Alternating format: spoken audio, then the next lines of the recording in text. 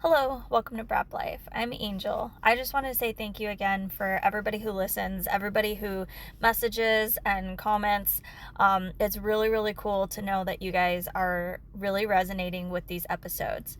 2025 is going to be a little bit different. So at the end of 2024, I announced that I was going to be using the money from the podcast to help out the community, specifically hard enduro, but eventually I hope to help out a little bit more in just off-road in general. It's kind of crazy, but we had a huge response for nominating women to basically get one free entry into a hard enduro this year.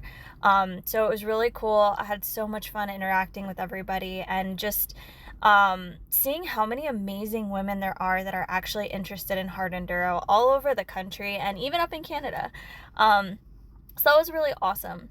I hope to move forward with more contests like that and provide more support over the next year. So that's the ultimate goal. With that in mind, I will be doing some like industry highlights for companies who like do graphics or training, things like that. So if you have any ideas of people who I could reach out to and interview, the only thing is that they have to be riders, because ultimately these are stories about riders, but I do also want to know how people got into the industry and like what made them choose to do the things that they decide to do. So that's going to be something I highlight, as well as I'm also going to be highlighting some of the support people, and just kind of, I want to know all the stories, right? Like, I find these stories super interesting, and I think you guys do too. So it's really, really cool to know how people feel or how people see racing from the outside. So that's something that I'm going to be trying. So please continue to send messages. Let me know what you like as these interviews come out. Today's episode is with Ben Miller. Ben is Tobin and Tucker Miller's father, and it was an incredible time. I have not laughed this much in a really long time. He's one of the most expressive people I've ever met. It was just hilarious. But it was a really great conversation. It was really cool to kind of hear a little bit more from a different view of how Tucker and Tobin got into racing and kind of just the whole family lifestyle, because they all ride. So it was really awesome, and I really connected with their story, being someone who was raised in the Midwest. It was really, really cool. So I hope you guys really enjoy this episode, and I will talk to you next week. It was just so funny when I told Kina, I said, "Hey, I'm doing that podcast with Angel tonight." No, I'm finding a bus. I'm going to run over with a bus. I'm going to find a bus right now. Like, Kina, come on. What could possibly go wrong? Well, Exactly. yes. I'm really excited about this. It's just a podcast. If your kids are that embarrassed about you doing something, then it's got to be really fun for me on this side. So I'm like super I'm talking excited. about my favorite thing, one of my favorite things, riding dirt bikes with my kids. So Yeah. if I start talking about one There you wheels, then go. you can shut me down. Okay. All right. That's a deal. We don't talk Okay. about one wheels. We only talk about two. Just two wheels. That's right. One wheel, no. Two wheels, yes. That's good. Awesome. Well, let's start at the beginning then. I want to know, well, first of all, you can tell everybody who you are, All right. and then tell us how you got into riding yourself. Okay. My name is Ben Miller. I'm Tobin and Kina and Tucker's dad. They're more famous than I am, which is great. I started riding. The first bike I rode was like a little, I think a JR50. Don't quote me on that, because it's a Suzuki and it didn't have gears, right? You didn't shift it. And so I rode it like at a church picnic, and I rode it probably an hour that day. And then that following weekend, I went to my buddy's house and he had a dirt bike, and I just begged him, like, yes, I can ride it. I know how to ride it. And I got on it and I rode all the way to the end of his lane and back, and I never shifted, right? First gear, Yeah. holding it wide open. Just the thing had to be about blowing up. I never shifted. And I got back and he was screaming and crying. We were what, Oh, 7, geez. 6? He was so mad. And he's like, "You don't know how to ride a dirt bike." I was like, "Yes, I do." He said, "You didn't shift it." And that was my intro to dirt bikes.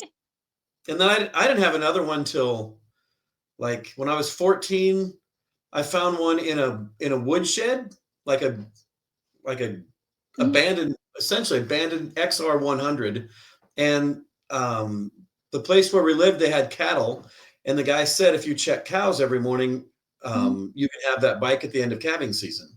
And so I would actually get up and get on the four-wheeler and go out at like dawn and look for cows that were having trouble having calves. And then I could go get my dad if they were having trouble having Mhm. calves. Just drive. And there was, we didn't pull any. I don't remember pulling a calf out there in the pasture, but I did see a couple that were having trouble. So I went back and got dad and pulled it. And then at the end of that calving Mhm. season, I had an XR 100 and rode that thing everywhere. But the crazy thing is that I didn't Yeah. realize, like, there was racing going on then, right? So that's 1986, 87. And there would have been Mhm. the series we race now is the Iowa Enduro Riders Association series. It was going on then. It's been going on for 40 or 50 years. Some of these races have. There just Mhm. wasn't the internet. You just didn't know I don't have any connection to it. But I would get off the Yeah. bus, get on that bike by myself, go out and find the deepest ravines I could and try to ride through them.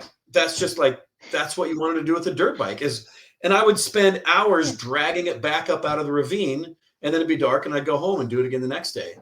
And so it wasn't till, boy, 20 years later, yeah, when um, we found out about riding off-road, racing off-road, that we actually started using some of I don't know, there's something about being able to make a motorcycle go places that's hard to walk. Just always Yeah. interested me. Yep. So that's where it started for me. I never raced. I never So, raced until the kids did. oh, really? Yeah. No, Okay. not motocross, not woods racing, nothing. And so, like, back then, you didn't really have like clinics and stuff like we do today. So, No, like, you no. just taught yourself how to do it. Yeah, not well, but I just, yeah, we just rode. And I don't think I ever one time, no, I never put the bike in the back of a truck and went anywhere. We were living on Mhm. a farm that had probably, I don't know, 300 acres, but we didn't have access. I didn't have access to a lot of it because they hunted deer in there and they had cattle. But the places that we did have, I could Mhm. ride. And then I remember one time we carved a trail from my buddy's house to my place along the creek, like along the English River, it was pretty dense. And we spent the whole day finding a way and chopping tree. I don't know if we had machetes or what, but we cleared a path all the way. And when we finally came out, we came out in this guy's backyard and he was not happy about it. So we never got to use that trail again because we came riding through his yard and like waved and kept on going out, came up the gravel road and got back to my house. So I'd ride gravel roads with him, but Mhm. I never put it in the back of a truck and hauled it anywhere. It was just riding Yeah. right around my place. And that was, yeah. So I was probably a sophomore when I got it. And then my senior Mhm. year, I didn't know anything about maintenance. I never put a spark plug in it. I never changed the oil. I never put a tire on it. I never did anything. And it's like quit working. So I took the clutch apart. Like, what do I do with this? And I put it in a box. And then I moved away the year after high school and went to Oregon. And sometime that year, my Mhm. dad like gave it to some other kid and he put a clutch in it and rode it to towns. He took it into town so many times that the cops took him back home and his dad took it away from him. And I don't know where it went. I wish I still had it, right? That's the first bike. XR 100, steel tank. So yeah, the maintenance was never part of our motorcycle riding, my motorcycle riding That's at all. crazy. So has that Yeah. changed nowadays? Are you kind of a stickler It's getting for? better. It's getting better. Yeah. Especially with the boys, like with what Matt has taught Tucker and Tobin, especially about taking care of the Mhm. bikes. And yes, certainly Mhm. once we started racing, we started realizing like Well, with the little bikes, so Tobin and all the kids were on, the KTM 50s, so you have to change a clutch oil pretty regularly. I remember Tobin mentioned it too in his podcast. There was one time that he rode that PW 50 and I think he mentioned it. He came to the house. He was so sad. It wasn't going. Like it had no power. So I just called a buddy of mine and said, Lee, what's wrong with this bike? And he's like, probably haven't changed the air filter. I'm like, air filter? What's that? So I dug around the air filter, just caked full. So I think I just took it to an air hose and blew it out. I remember learning that you put oil on air filters. That's all the stuff we picked up once the kids started racing. Because then we had other people. Oh my Probably God. the best thing that happened was me joining an off-road club here in Iowa called Iowa City Competition Riders, and just being around those guys and having all the questions that I had get answered. The first time I showed up to one of their rides, I unloaded my bike and Tobin was along, and I had a tire. I knew his tire was no good, and I had another tire to put on it, but I didn't know how to take his tire off. And so I'd taken a Sawzall and I'd cut it off with a Sawzall. And so I showed up because it was still like the tire was still on the rim, but it was cut with a Sawzall. And I remember one of my buddies is like, oh, this guy, he's never showing up again. Like he is so far out. They're like, how did you do that? I said, I took a Sawzall and I cut it off. I don't know how to get tire off otherwise. Didn't have any idea how to use tire spoons. That was 2013, probably 13 or 14. So yeah, 10 years ago. Unfortunately, I'm still cutting tires off just a couple months ago. My wrist strength is not what it was always.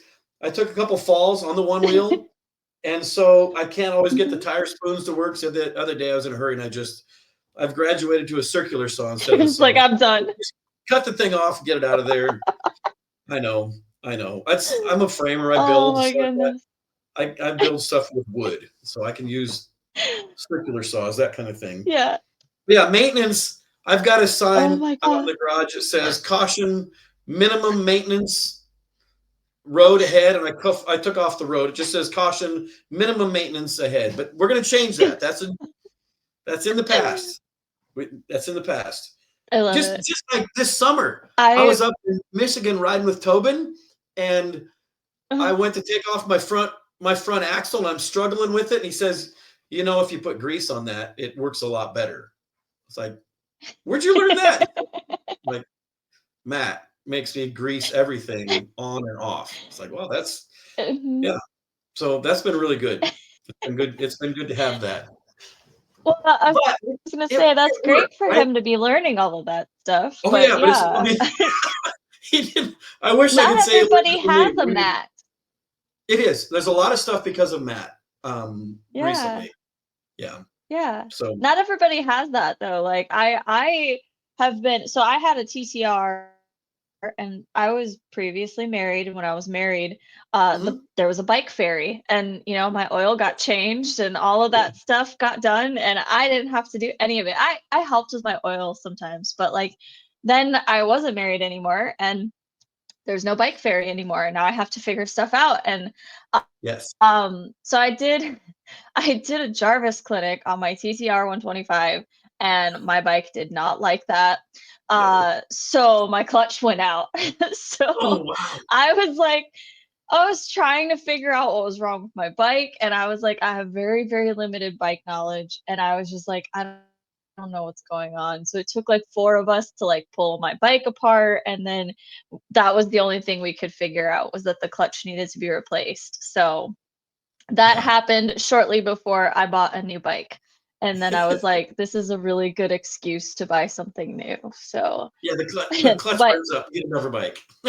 Yeah, but I didn't really know a whole lot about maintenance and stuff. So like, I mean, I knew I had to change the oil, but I didn't know anything else I had to do. So like when I got the new bike, a 4-stroke to 2-stroke was already going to be crazy, and like, just different brands and everything. But then I was like, I don't want to mess this bike up. So like I have to learn maintenance now, because I have to know what it is I need to do to keep this bike. This bike is a lot of money, and I bought it brand new. So like, yeah. So I was like, I got to learn this stuff. So I started trying to like find videos and stuff, but you don't know what you don't know. No, So you don't if even know you what don't know questions what to to ask. look for on exactly, you don't know what Mhm. to look for on YouTube, YouTube's useless. So No. I was like, I've been learning as I go along, but I didn't have somebody like Matt to teach me. I've just been like little bits here and there where people say something and I'm like, you have to do that? Like, Yeah, yeah. let No, me that's make I'd that one say up. Like, even long before Matt, it was the guys in the ICCR club, and then racing, and then yeah. other dads.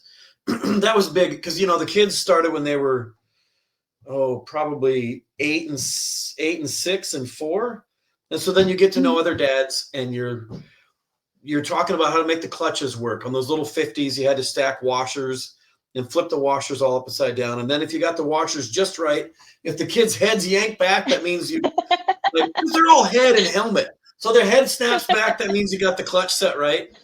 And and then yeah, changing tires. I found that I got a Baja no pinch tool that was really helpful for getting tires back Mhm, on. The mhm. quickest way is still a circular saw to get them off, but I don't do that very often anymore. And then we actually got into replacing top ends pretty regularly. Did a couple of bottom ends. I haven't done much with Mhm. suspension. The guys laugh at me because I call it, the front wheel holder, right? The front forks, that's a front wheel holder. I don't know what it does in there. That's going to all be different. That's where Tobin and Tucker are picking it up. Uh, Mhm. it's a big step for me to go into something like what Matt's got set up, but I'm really looking forward to it because Mhm. I think I think for the longest time we would be kind of riding blind on some of these things. We tried. We raced and rode all the time, 26 weekends a year for probably 4 or 5 years in there at least. Because Wow. I went back and totaled it Wow. up because we did one year we did every hare scramble and every enduro. So that was almost, man, that was almost 20, 22 right there. Wow. Yeah. Yeah. Yeah. That'd be about right. And then a couple trips to South Dakota or Texas or Missouri. Um, But the longer you do it, the more you do it, the more you do pick up. Mhm. You learn things from other people on the trail usually. Um, So you just like randomly decided that you're just gonna start going to other states. Did you guys go to race those, or what I took you to think those states? I think we raced like a whole season, and probably if we left the state, we might have gone to Illinois, which for us is an hour and a half, not that far away. It was Mhm. on our series, Mhm. so we raced that, and then Okay. somebody told us about a place in Missouri called St. Joe Park, Okay. and it's Mhm. not far out of St. Louis, and we could go there in March or even February. You can't do that here in Iowa. Mhm. So we'd go 5 hours south and ride this Mhm. off-road park that was cheap, $5 a day per bike. We found a hotel that we stayed at that was really nice, not too far out. I think we usually stay one night or maybe 2 nights, but Mhm. you couldn't get lost there because if you did, you'd eventually find a guardrail. Then you just follow the guardrail back to the entrance. And the fun thing about that place was you could be on a Jeep trail, like the kids could be on a Jeep trail, and me and Tobin, who's a kid too, but Mhm. he's really good. We could be 20 feet away riding pretty hard stuff, and we could all ride together that Yeah. way. And yeah, there was times that Oh. all three of us would go down there. I mean, three kids and me, and ride for a weekend. So that Wow. was St. Joe. Then other people told us about Chadwick. That was southern Missouri, Mhm. down by Branson. A little farther Mhm. away, a little steeper stuff. It's like St. Joe on steroids. Did Colorado with the boys 2 times. Friends of mine, this is sorry, people, you're gonna have to know this. I joined a church because there was more motorcycle riders at that church than any other church. So when we moved back from Colorado, that's how we went to the church where we went to because there was like I knew 5 or 6 guys that had bikes there. I was like, Uh-huh. that's the place for me. And then I Uh-huh. got to know them, and then they invited me to come along with them on a trip to Colorado. Mhm. Oh, so the first race we ever did was at we went to my friend's farm that he put on like Iowa enduro riders had a race at his farm. Mhm. And I wanted to be part of it Mhm. so bad that I said, "Can I make breakfast? I want to go down there and make breakfast for everybody." And so the Mhm. whole family were all packed up, and my wife had eggs, and she made a bunch of bread, and we made as much like $1 a plate, as many plates as you want. You want another plate, it's another $1. And we just made breakfast. And then I could feel like I was actually part of that.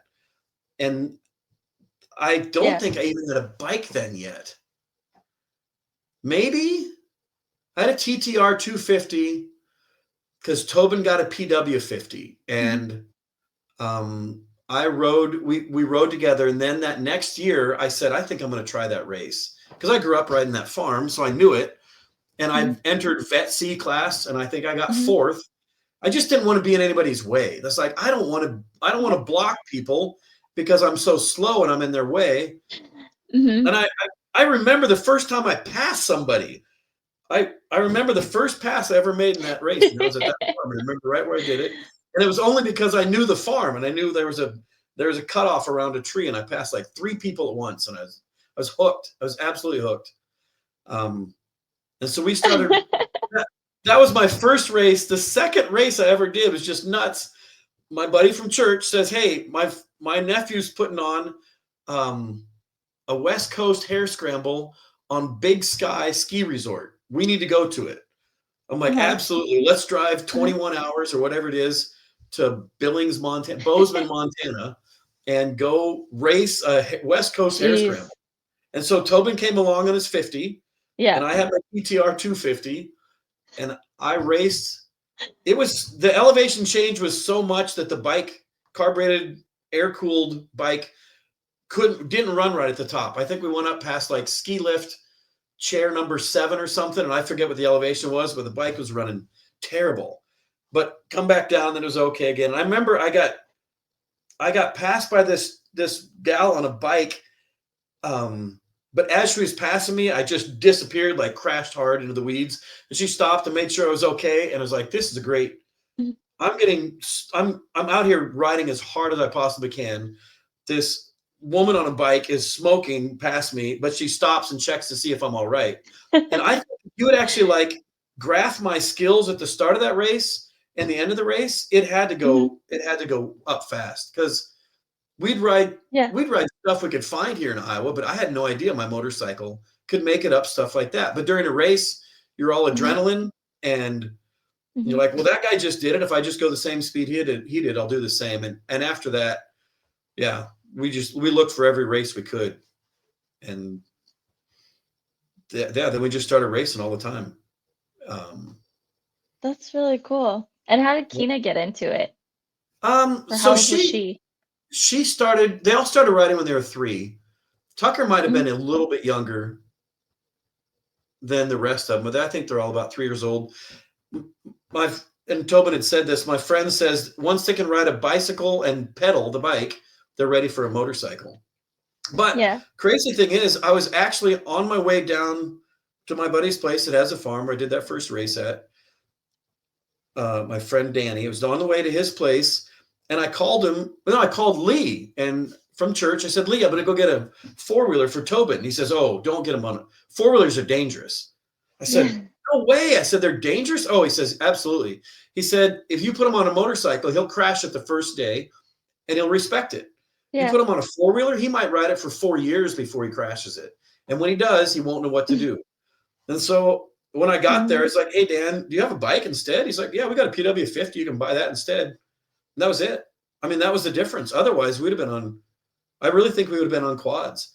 And then, 4 wheelers. Yeah. like, Yeah.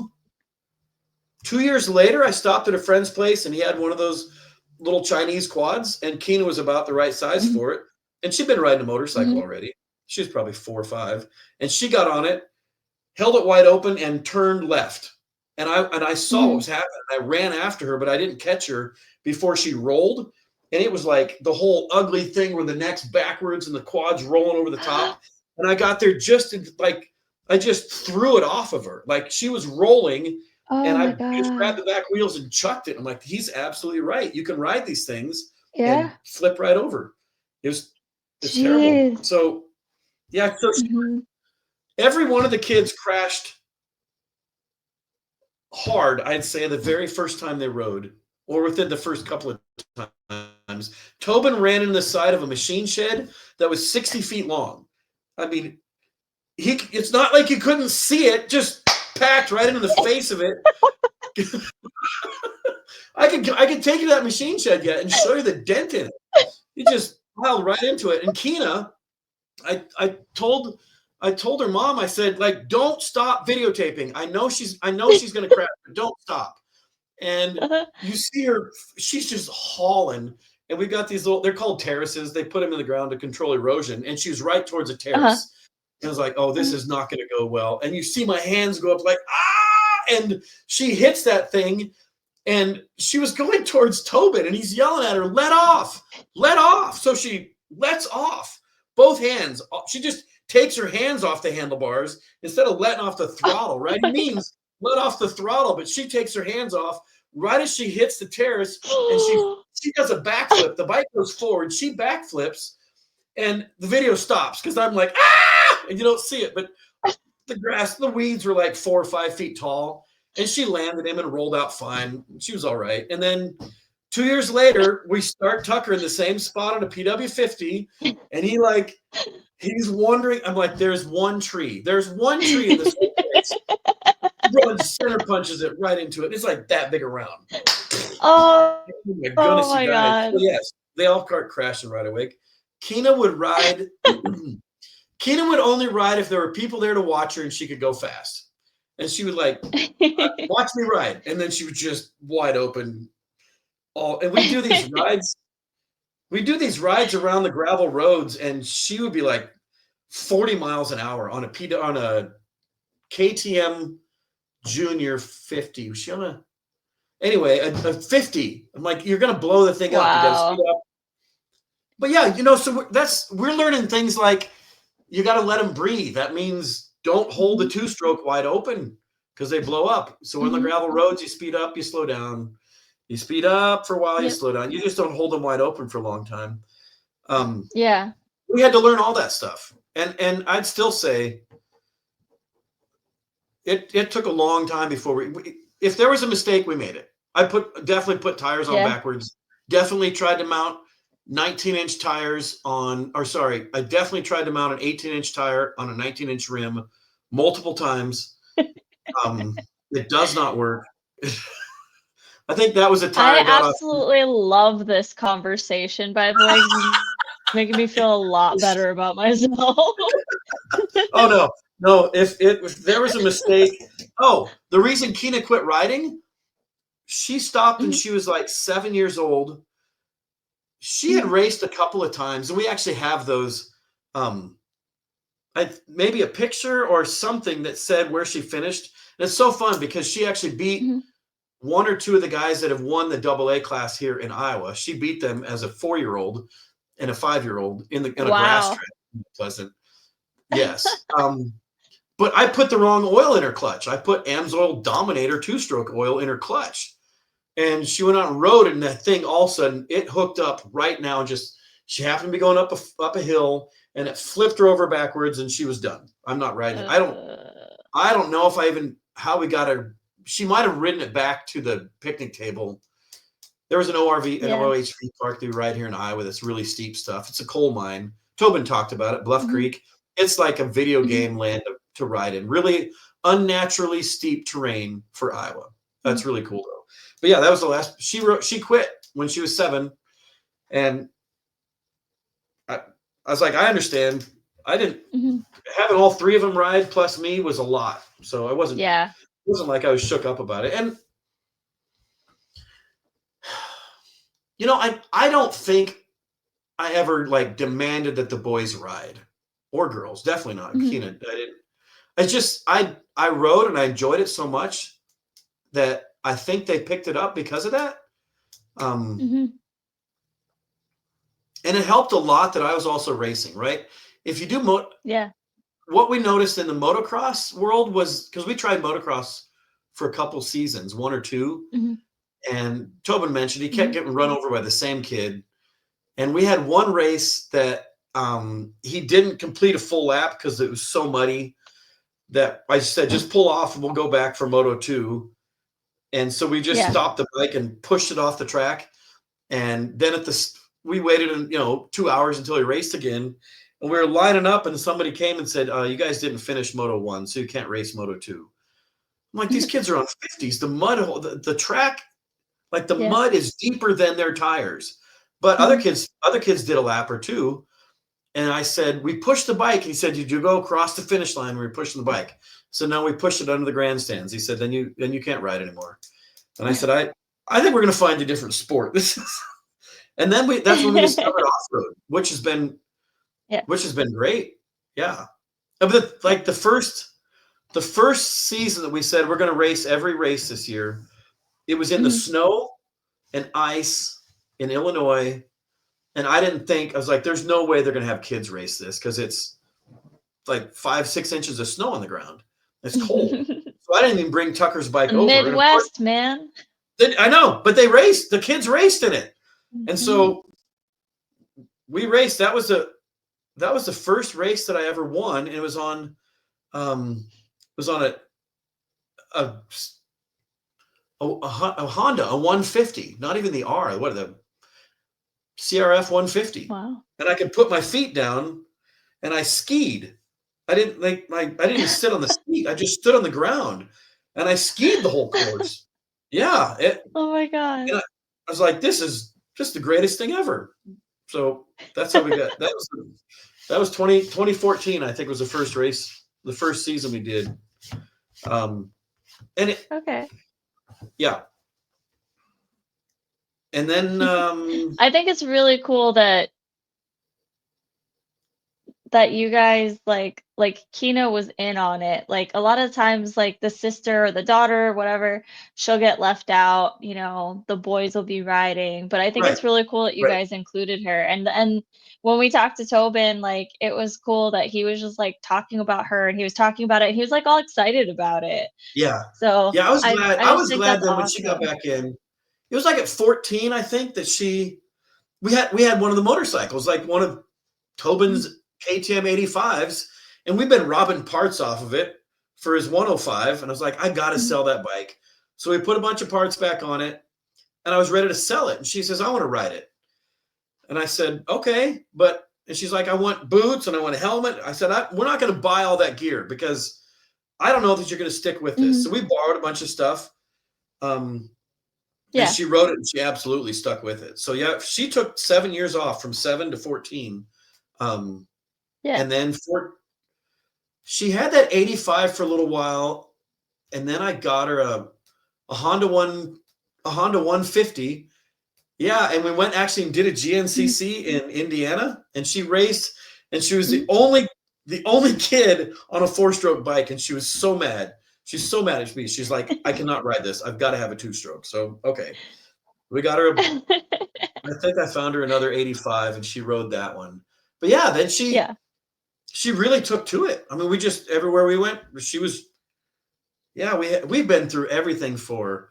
Started off with a flatbed trailer and a tent.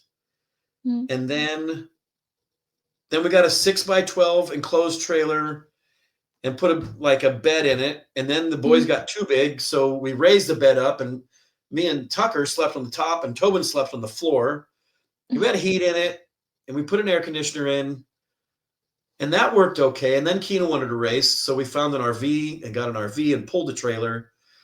We thought we were living pretty good then because we had like a bathroom in there and a shower and a cook stove and all the stuff. It was like a 1984 diesel that it wasn't, it was like an air cooled diesel. So I think the speedometer would wave from like 35 to 50, 35 to 60. And I'm like, I'm probably going 60 miles an hour. But then I noticed on my GPS, it said our speed and I'm doing 41 on the interstate in Western Iowa. It's like, we're going to get run through. We're going to get run through by a semi. This thing is not, I think we did it for 2 seasons. And then we got the Motovan, which has been just great. That's been absolutely perfect for what we do. But yeah, the boys, the the boys definitely helped Kina. Yeah, they helped her improve fast, and they just rode. It was fun to watch Tobin and Yeah. Tucker chase each other around the woods. We had a little, maybe an acre woods behind the house, and they put multiple trails in that woods. Like it Mhm. wasn't, yeah, you could, okay, we're riding this trail now, and that meant Mhm. they didn't ride at all. They were crossing some of their other trails. Okay, now we're going to ride the other trail. So they would do that. It had more turns in it.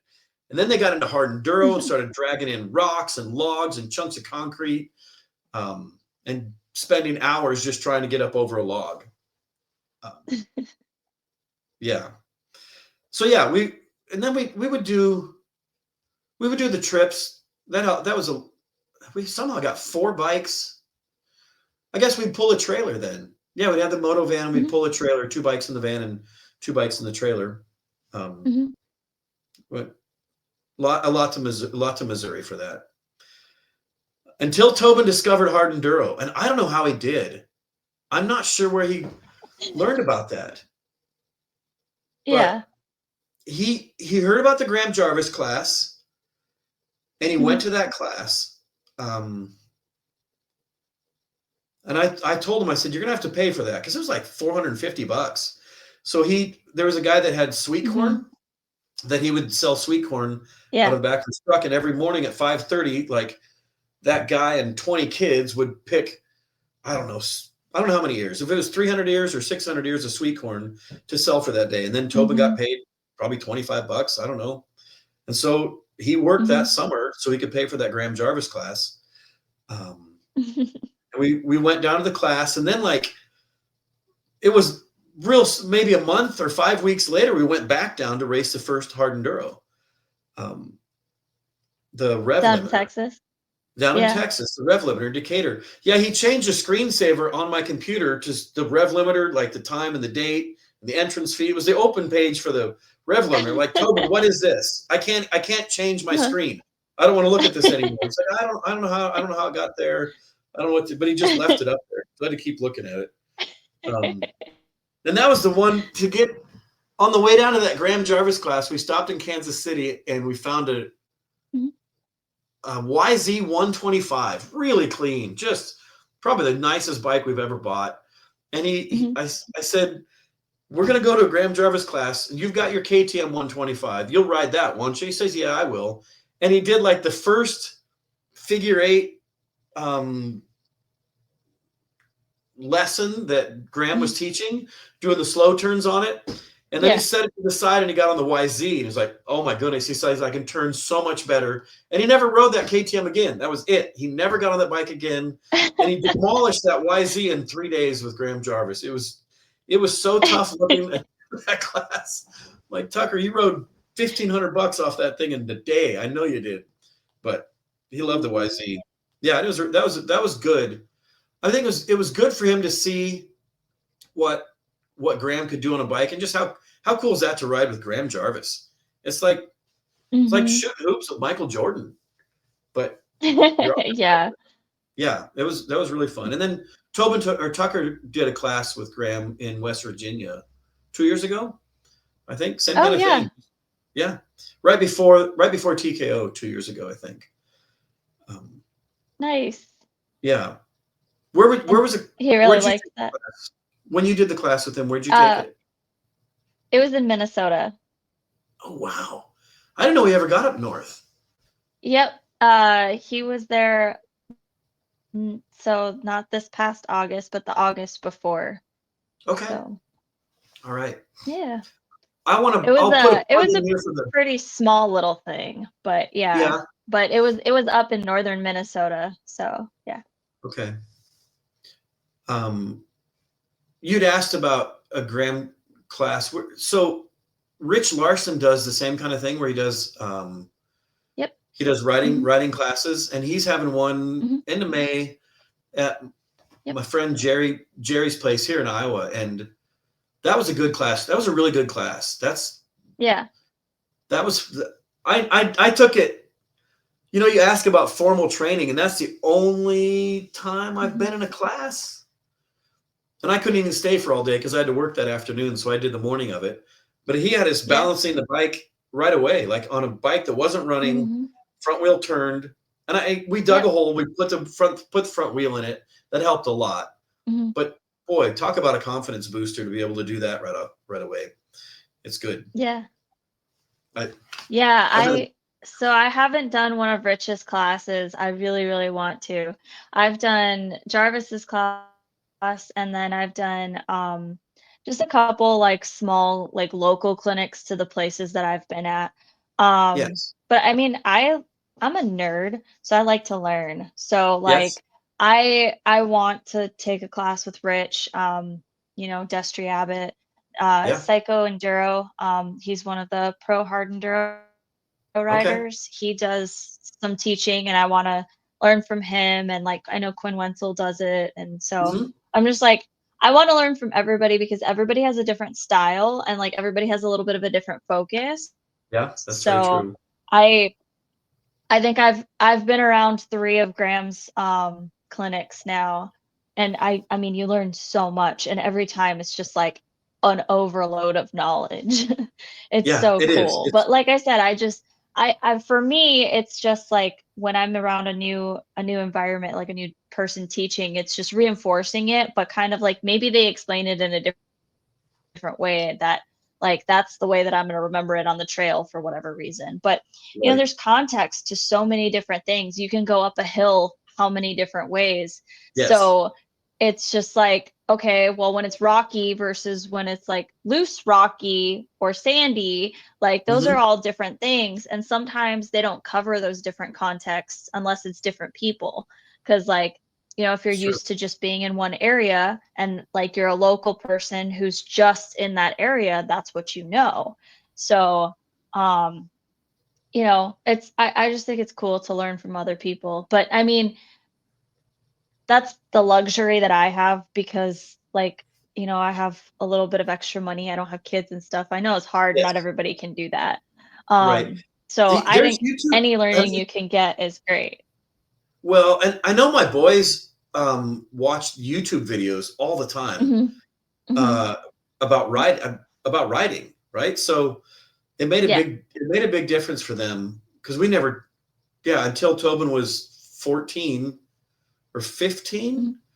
Yeah, 15 is when he took that.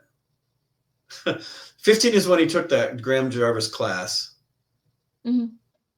I think. Yeah, because he told you that he signed up for TKO a couple days before the actual age limit, right? You're supposed to be 16 to get in there, Yeah. and he Yep. was like 15 and 362 days. Um, so I think that's really cool now to see though they've dropped it down. There's a youth class at TKO too. So Hmm. and I Yeah. think that's what we enjoyed about racing so much is there was something for everybody, right? And we go over the night Yeah. before, we'd camp, we'd make breakfast. The kids would race at 8:30 or 9 o'clock in the morning, and then I would race in the afternoon.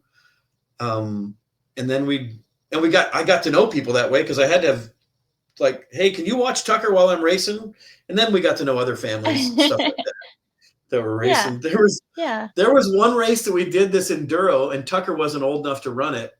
He raced the night before at the kids enduro, and then the Hmm. day of, he was supposed to stay with a friend of mine and his wife and kids, and they were all supposed to, you know, good friends. They're supposed to work out great. And I got Yeah. back from one like test two, finished back at the pits, and I said, "Hey, Carolyn, where's Tucker?" She's like, "He helped somebody up out of the woods with a broken chain, and then we never saw him again." I said, "That was like Oh, jeez. 45 minutes ago," and I got in my truck. And someone Mhm. said they thought they saw him get on his bicycle and leave the ground, leave the pits, and ride down the gravel road. And I don't know how it, but I found this woman that said I saw him. He was wearing a yellow Hawkeye shirt. I said yes.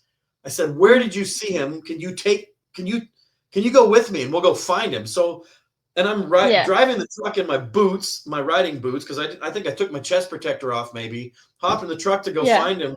He was 7 miles away riding his bicycle, and he'd actually gotten to the other gas stop. No one was there, so he's coming back. So he rode like 8 miles, And he was just pedaling out in the middle of Iowa gravel roads, 7 miles from where we started. I said, you know, first of all, you want to shake him and see he's alive, and then you want to hug him, and then you want to spank him because, like, goodness, kid, you're freaking me out. Like, this is not a place to Oh my be God. riding your bicycle on the. So he had to serve like what I told him. Mhm. You're getting a four race suspension for this. You cannot come Oh with us no. to any more heroes because you wander off. I said, Oh. would you get on your bicycle and ride to grandma's house? That's 7 miles away. No, I wouldn't do that. I'm like, why'd you do it now? So, Because but dirt bikes. right. He was going to the gas stop to find somebody else. Yeah. He's Yeah. funny that way. But yeah, we got to know a lot of people that way. You really do. It's every Sunday. Sometimes in the summer, it's like 5 weeks straight, 5 or 6. Yeah. Yeah, I it was think a it's very. absolutely amazing. You know, that's one of the things that we talk about all the time is community. Like It is. it It's absolutely what it is. totally makes the experience. Yeah. Yeah, it does. Like, so when you have your kids' graduation parties, the people you invite is Mhm. your community, and it was a lot of racing people. It was a lot of racing people there for all of them. I was really happy Yeah. about that. It was probably half the people that attended those were friends that we met racing. Um, Yeah. yeah, Tobin's graduation party was like the centerpieces were all the broken parts over the years. It was sprockets that all the teeth are missing on. It's broken clutch covers. It's busted swing arms. It's dented pipes. I mean, I kept a lot of those parts just for fun. But yeah, it's absolutely community. And Yeah. believe it or not, Facebook helps that a lot because you keep up with people during the week and Oh yeah. and For sure. total. And Mhm. then we're in trash talk season now, where everybody's a winner. So you spend all winter trash talking on Facebook about 40A class or 40B class or whatever you're in. Um, yeah, I really enjoyed it. I really enjoyed the racing scene, the racing family. Yeah, it's amazing.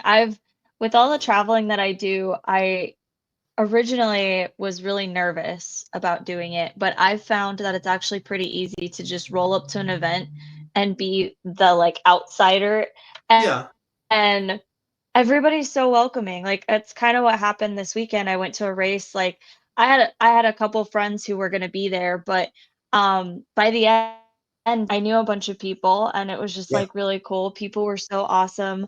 Um I fell during one of the practice laps and like I had like 4 people stop and ask if I was okay and like, yeah. you know, like my hand guards were all jacked up and I was like trying to like push them back and like I had 2 people stop and help and like, you know, I I mean that was just practice, but they were like some of the guys were taking practice like serious. Like they Yes. were Yeah. hardcore. I almost got run over by one guy. Yep. Like not on Yes. purpose, but like when I fell, he like was really It was. close to me.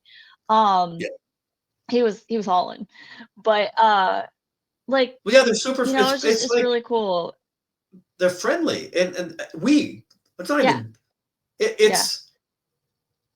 yeah. It's a different. I mean, you're direct competitive, and it's a direct competitor, and that was what Mhm, was one of the fun things about it. When the boys were racing, they'd be out there mhm. racing each other, and then when the race is done, they're building tracks in the dirt with their little toy motorcycles, and but they were just racing each other like mad, hardcore, and then they're playing in the Yeah, dirt. Then they brought bicycles. One summer is all about bicycles, and um, before that, it was everybody had their little motorcycles. And they were making dirt tracks all the time. And yeah. there was one a kid named Ben Ward that Tobin Mhm, raced all the way through. There was one season that there was in the enduros.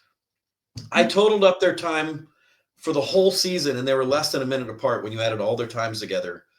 Because they were just Wow. that there were that like there were sometimes Tobin would win the day by 3 seconds. Sometimes Ben would win it by 2 seconds. So they were just the same. They're on the Yeah, same bikes. They're on the same. They were born like a month apart from each other. It was just a fun group of kids to be around. yeah. Tucker has GoPros of him stopping in the middle of the race, throwing his bike over, running off in the weeds. I don't even know how a kid knew that the kid was there. Run off the weeds, help a kid out of the weeds, back on the trail, get his bike going, and then they both take off again. And I love Yeah. that. That's super fun. Yeah. Well, I mean, and Because- it goes all the way up to like the professional level for hard enduro, oh right? yeah, Like those guys helped each other in many of yes, the bigger races. And I just think it's so cool because you don't see that in other disciplines. You wouldn't see that in motocross. no, I no, mean, you like, wouldn't. I understand that's different, but it's Well, still I same think idea. Like it. I think the difference is you're really racing the terrain. If the terrain is Mhm, I would say the terrain on all of our, whether it's hard enduro, regular enduro, or hare scrambles, the terrain is your competition. When the other guys are mhm, trying to do it too, but you're both trying to beat that hill, that rock, that corner, mhm. that's the number one. Like that's how it was for Yeah, me. I just wanted to be able to beat that timber was what it was. yeah, And then if you can have other yeah. guys around you. And when there's times when I thought the boys would be like 15, 16, and we'd be about the same speed. They were like 9, 10. I remember a race when Tucker got up behind me. He was what class? Man, he would have been in C class. And I was running Mhm, probably 30A, 40B, senior B, maybe 40B class. And I heard him coming up. mhm. He's passing his way up through the classes. Caught me. We raced back and forth for a little while. And then he was beside me and he hit a log in the grass and just disappeared. Uh-huh. He's on a 65. Yeah. He was on his 85. And so I see him disappear off in the woods. I'm like, this is my chance. I drop 2 gears and I get away from him. Here we are talking about how much camaraderie there is in the sport, but my own kid Unless disappears it's in your the woods. kid. I'm like, I am not getting beat by my kid on an 85. I'm not ready for it. And so I let him go. And I did like 2 more laps. And then I hear this bike and it's just screaming. And I thought, I know who that is. And I just pulled over. He comes by me. He's missing his shrouds. He's missing his seat. He's missing his back See? fender's busted off, and his hand guards are all jacked up. And I just let him go. And God. yeah, there's a video. I'll have to send you that video of me when I got up afterwards. I caught up, at the end of the race to get back to the van. I'm like, Tucker, you caught me today. Yeah. I'm like, you destroyed your bike. Yeah, seat fell off. I'm like, holy cow. Yeah. And I remember the time that Tobin passed me. We were watching the race afterwards on my GoPro. I Yeah. said, Tobin, how did you beat me? I said, you had to cheat. Like you cut something somewhere. I said, I never saw you go by. Yeah.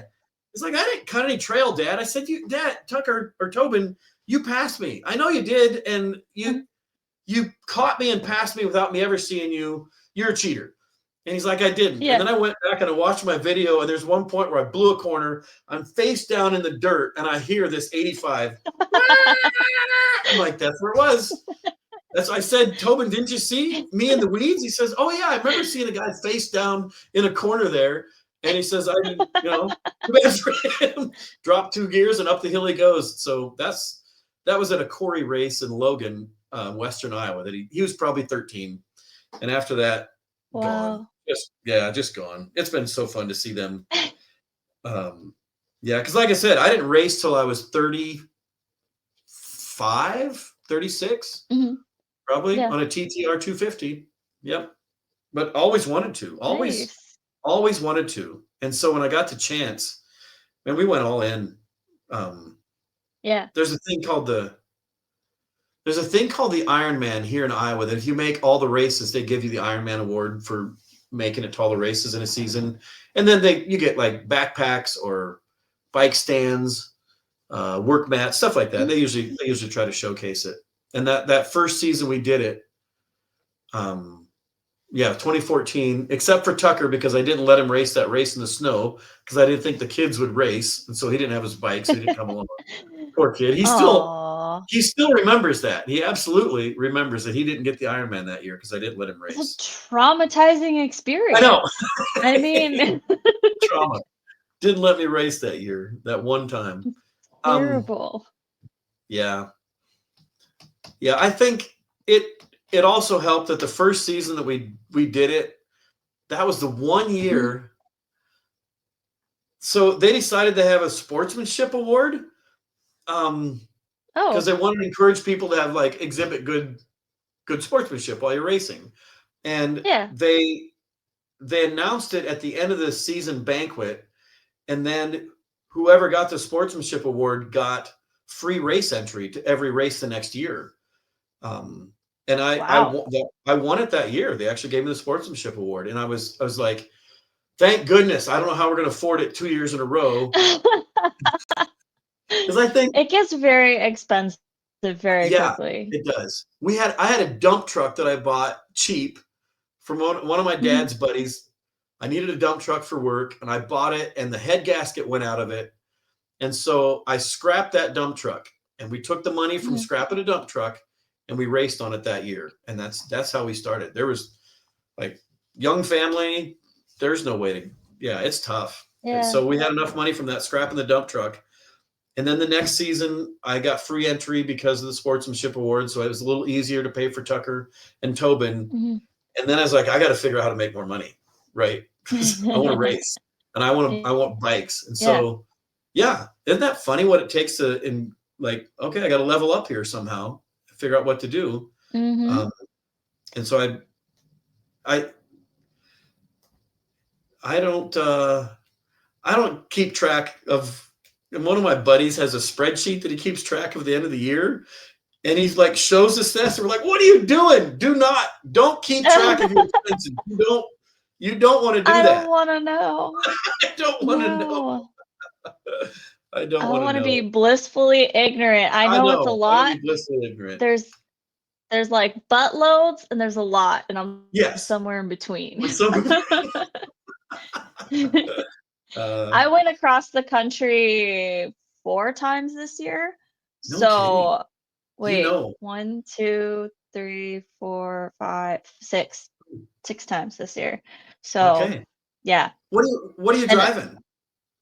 Toyota Highlander. And So you put it on a Toyota, if you hitch wanna rack? sponsor me. Yeah, Yeah. right. Okay, on a hitch rack. Have you Yeah, ever I've lost it? put have ever Have you lost ever had it no. fall off the back? Mm-mm. Okay. I'm very meticulous about it, checking it all the time. Every time I stop at a gas station, I check Oh, everything and, like, make sure yes. everything's, like, the hitch pin's, like, good, and I have, like, one of Yes. the locking ones. Okay. But yeah, I check everything every time I stop, just to make sure, I've always I'm wondered just about really, that. like, nervous. Yeah, I Yes. I need to upgrade to a moto van, but Toyota doesn't make a moto van yet, so You don't really. Yeah. I I gotta upgrade. I haven't done it yet. Like I said, I spent a lot of money this I year know. traveling to I know. races and Takes a lot. um I did like random races and like I drove from Tennessee to North Dakota for a race that I personally did. But I mean, I think the furthest that I traveled for a race where I just watched, I think it was 8.5 hours of Yeah, driving right? one way just to watch a Just race to because I'm watch. crazy because I Yeah, man. wanted to be around Yeah. hard enduro. Like, well, that's something that I wanted to do for like a really long time. Like 10-ish years ago, I saw Erzberg and I had didn't have a bike at the time. And I saw it and I was just like, I don't know what this is, but it's a dirt bike. And I had wanted to be on a dirt bike since I was like 5.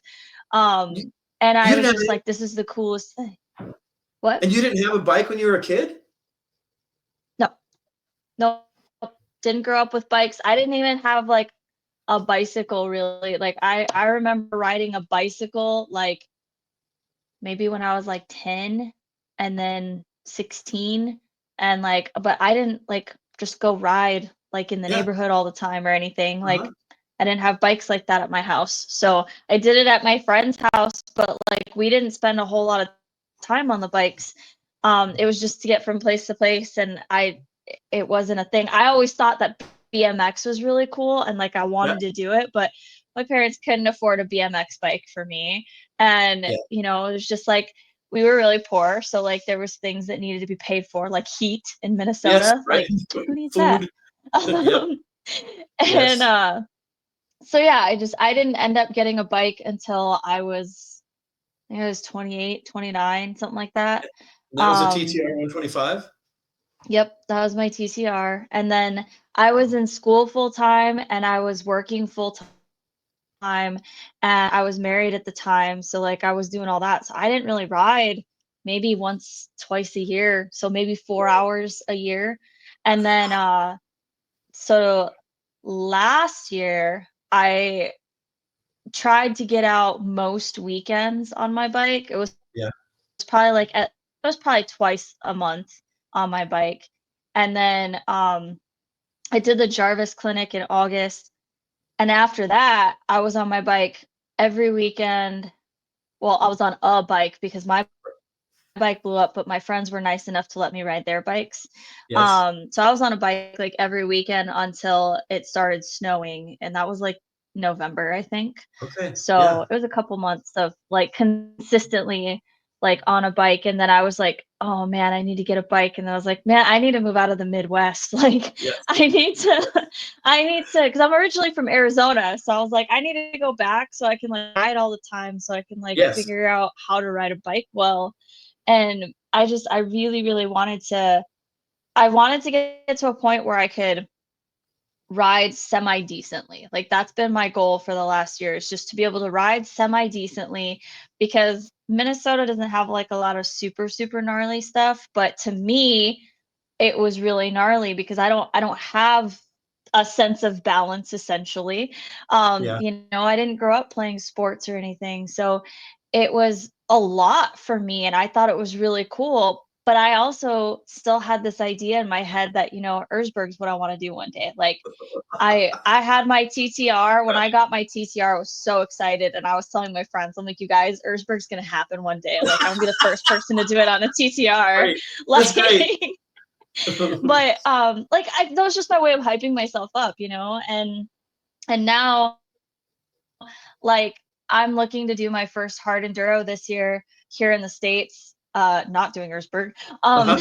Right? But I for me it's such a huge accomplishment because I've had to work really, really hard over the last 7, 8 months to learn how to ride a big bike and to Yes. figure out all the maintenance stuff on this bike and all of Right. these things I've had to overcome, people telling me that I'm never going to be able to do it and all of this stuff, and I'm going to do it. I don't care if I don't make it that far. I'm still going to line up and I'm still going to try. My goal is to get to the first check, and that's my biggest goal.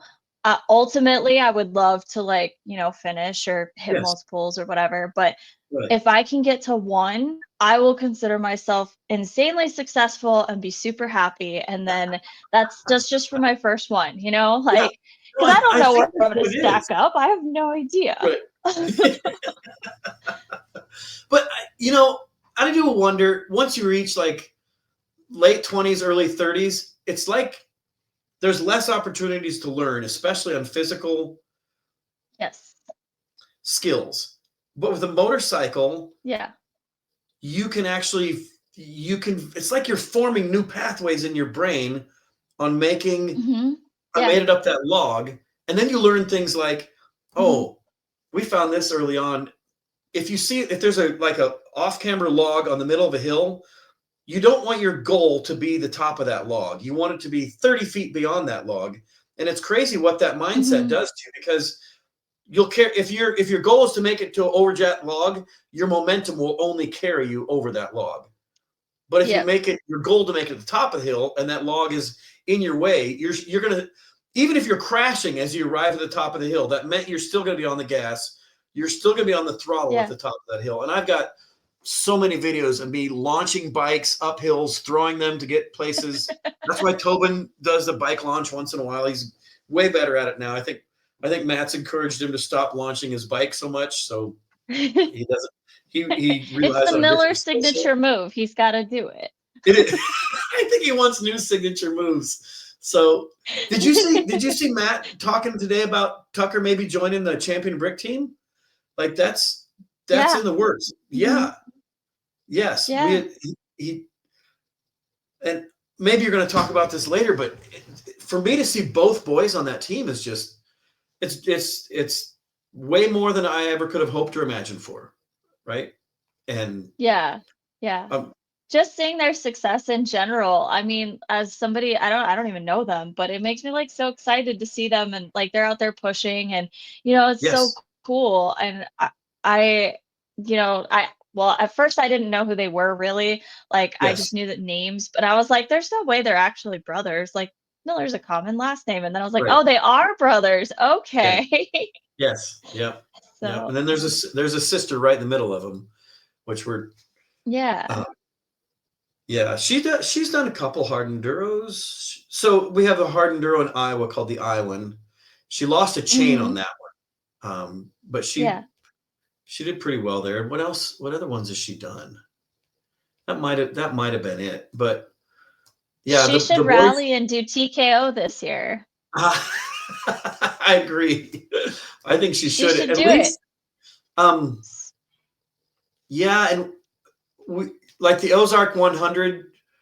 We were trying to get her to come down to do that Mhm. one, but she had just gotten back from New Zealand, like what, New 3 weeks before, Zealand. maybe I Yeah. think. So she Yeah. hadn't ridden hardly at all. Um, Should have yeah, readjusts back to the States. No, it just so by the time this comes out, there's probably gonna be more of a like semi-formal announcement, but there's a group of women who are trying to get like a girl team together essentially, ooh, and have it be essentially the most women who enter TKO this year, and have it oh, be like as many newer or even pro riders, but as many women as we can get. TKO is one of the ones that I was planning on doing this year too, being a new hard enduro rider. Um, yes, it's so we've got, I think there's four of us right now, and okay, that's who've never done it before, who are going to do it, and so we're trying to grow this little group so that way, just have it be the most women, and see. What I was told was a lot of women don't want to do it because there's hardly ever any women, at least on the East Coast races. yeah, So it's that's just probably kind of like a scary thing. But if there's more women, I think it's going to encourage even more women to try it. right, And right. there's just something about women riding with women. Um, and so I'm super excited. I'm This girl told me about it, and she's like, this whole post thing about the podcast. I don't know if you saw that post, but the Yeah, I podcast did. is basically going to pay for one woman this year to Yes, do one of the hard enduros. And like I'm getting all of these messages of like people like, I want to do this and I want to help this way, and so now I'm trying to like coordinate all of these things on the back end, and I'm like, this is really really cool, but like, oh my god, it's insane, but it's absolutely amazing. It's more than I could have hoped for yeah. when I You're seeing the announced interest there. that. Yeah, so Yeah. it's like a spark, like I've Mhm. got the spark going, and that's super super cool. So she should come and join because she can't do worse than me. So I think she would. she can come and So ride with me. that what you just described sounds like what we were seeing in 2019 at Rev Limiter and then at TKO Mhm, because they wanted to get a hard enduro series started here in the US. And it was just mhm, Mark Cook.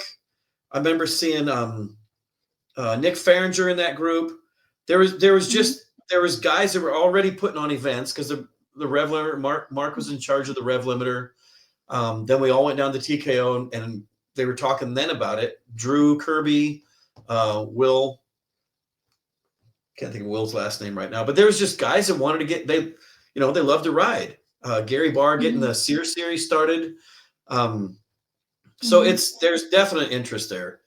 I don't Yeah. I I don't doubt that it will pick up. You just gotta stay with it, right? You will. And I think it's a great idea. I'd love to Yeah. see it. Well, and I think the biggest thing for me is like, we've talked on the podcast before about how do you grow hard enduro, right? Like one of the things is getting more spectators, which involves more media coverage, which I think they're kind of, they have done a really great job with that with the series this last couple years of getting those race recaps and, all of Max Gersten's stuff and Yeah. all the pictures. The stuff with hard enduro burrows has been really, really huge in getting a lot of other people like interested, like seeing these epic shots. Like that's really amazing. I think the next thing is growing women in the sport because, for those that don't know, a lot of the time money is controlled by women in a relationship. So We're all for it. if a We're woman all for is all excited about it, like, it. yeah, but Well, if a woman's excited about it, she wants to do it, like that's including women is only good for the sport. yeah, I don't see it being And to bad at all me, for it. that's one of the ways we grow it. Yeah, it's not the only Appreciate it. way to grow it, but it's one of the ways to grow it. And I think that there's a lot of people working on the media side. I can't do anything about, the spectator portion because that's up to like, organizers and everything. I can't do anything with that. Yeah. What I can It, do is I can encourage more women to try. And yes. help people get to the races. So as this podcast grows, as it's starting to make money now, because people have offered, they're like, hey, I'd like to donate money. And I'm like, Uh-huh. okay. At Oh first boy. I was like, no, it's okay, cool. Like, I don't want your money, but Don't thank ever you. turn it down. Angel, But don't turn that now, down. well, I this was literally in the first week of the podcast. So I had no Okay. idea where this was going to go. And Yes.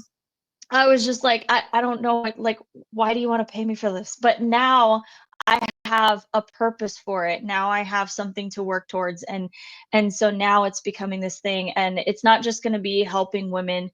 As this grows, I would like to eventually, get to a point where we can sponsor one rider to do the whole season or, Yes. pay for a rider's airfare to go to Erzberg or Romaniacs or something like that. Mhm. Like There. now that I've seen how much interest there is, how much support, I want to use that and put it all back into the community. So those are my goals with whatever this podcast makes now, because that's how I think that I can help. So Yeah, that'd be great help. we'll see. I think Yeah. women riding, it's just right off the bat it's harder because the strength that it takes to pick up a bike, right, is tough. Um, Hmm. and Hmm. so if you're not comfortable falling down because you might, and it's actually you're not afraid of the Hmm. fall, it's you're afraid of the picking the bike back up. Um, so there's even Hmm. classes on those kind of things, classes that would encourage how to how to stand stuff up again. Yeah. Because that's what I think most of the time when I'm doing hard Yeah. enduro, I'm spending picking my bike up off the ground, dragging it over logs, dragging it under trees, drag, drag, drag. I remember when I helped And Kina, I, when Kina learned how to ride, we were on a hillside one mhm, time and she fell down and I was at the bottom of the hill. And one of my buddies' mhm. parents were there and they're side by side and they're like, oh, you should help her. I said, absolutely not. I said, the best way she can learn is right now on the side of that hill by herself to figure out how Mhm. to pick that bike up. And Yeah. when she gets out in the woods, she'll be confident to be able to do it on her own out in the woods. I think that's huge. It is absolutely huge. I always say, like, when kids start learning hard enduro or even dirt biking in general, Just dirt bikes, just basic riding. yeah, they learn so much resilience that they can use in other areas of their life. But Yeah. for women, especially and younger girls, it's huge for confidence. And one of the things that I've seen that I try to in a roundabout way help out since my own personal experience is to get women to not be reliant on their husbands or Yeah. boyfriends or whatever partner Yes. to take them out and go ride. Oh, I can't go that day cuz so and so can't take me. Yeah. Why can't you go yourself? Like, you want to go, Mhm. so let's figure it out. Like, let's talk about it. And I had to do that myself, and I had to figure out, how am I going to load my bike, being Yep. this teeny tiny person trying to Mhm. load my bike up onto. Originally I had a truck that I was borrowing, and it was a full Oh, yeah. size truck trying to get my That's TTR, and I wasn't good with the clutch at the time, so I didn't trust myself to have it on and walk it up the ramp. So right. I'm over here trying to like push the bike up a super steep ramp and trying to figure it out. And then Yeah. that was when I found the hitch carrier, and I was like, okay, this is so much easier. And so all of these things that I had to figure out, and now I'm super passionate about helping other women to figure this stuff out so they can be more independent. Not because I think everyone's going to go through a divorce. I don't think that at all. But No, I but do think it's really important for people to be able to go and do what they're passionate about when they're able to. Um, yes, yes, and it's just a huge, huge thing for confidence. Like I said, I gained so much confidence. I have stupid amounts of confidence when I'm on my bike. Like, yeah, so, like, right, I've built so much confidence in life because of being on my dirt bike. And the more time I get to be on it, the more confident I get and the better my life gets, is essentially how I feel. Like, I agree. Yep, so why would I not want to give that to other people? And not just women. Like there are newer, younger people or even older people getting into this who have no idea any of the stuff. yeah, So they none of need it. help with that too. I'm all about like just trying to help people figure it all I out, wouldn't make have it thought, easier for the next person because right?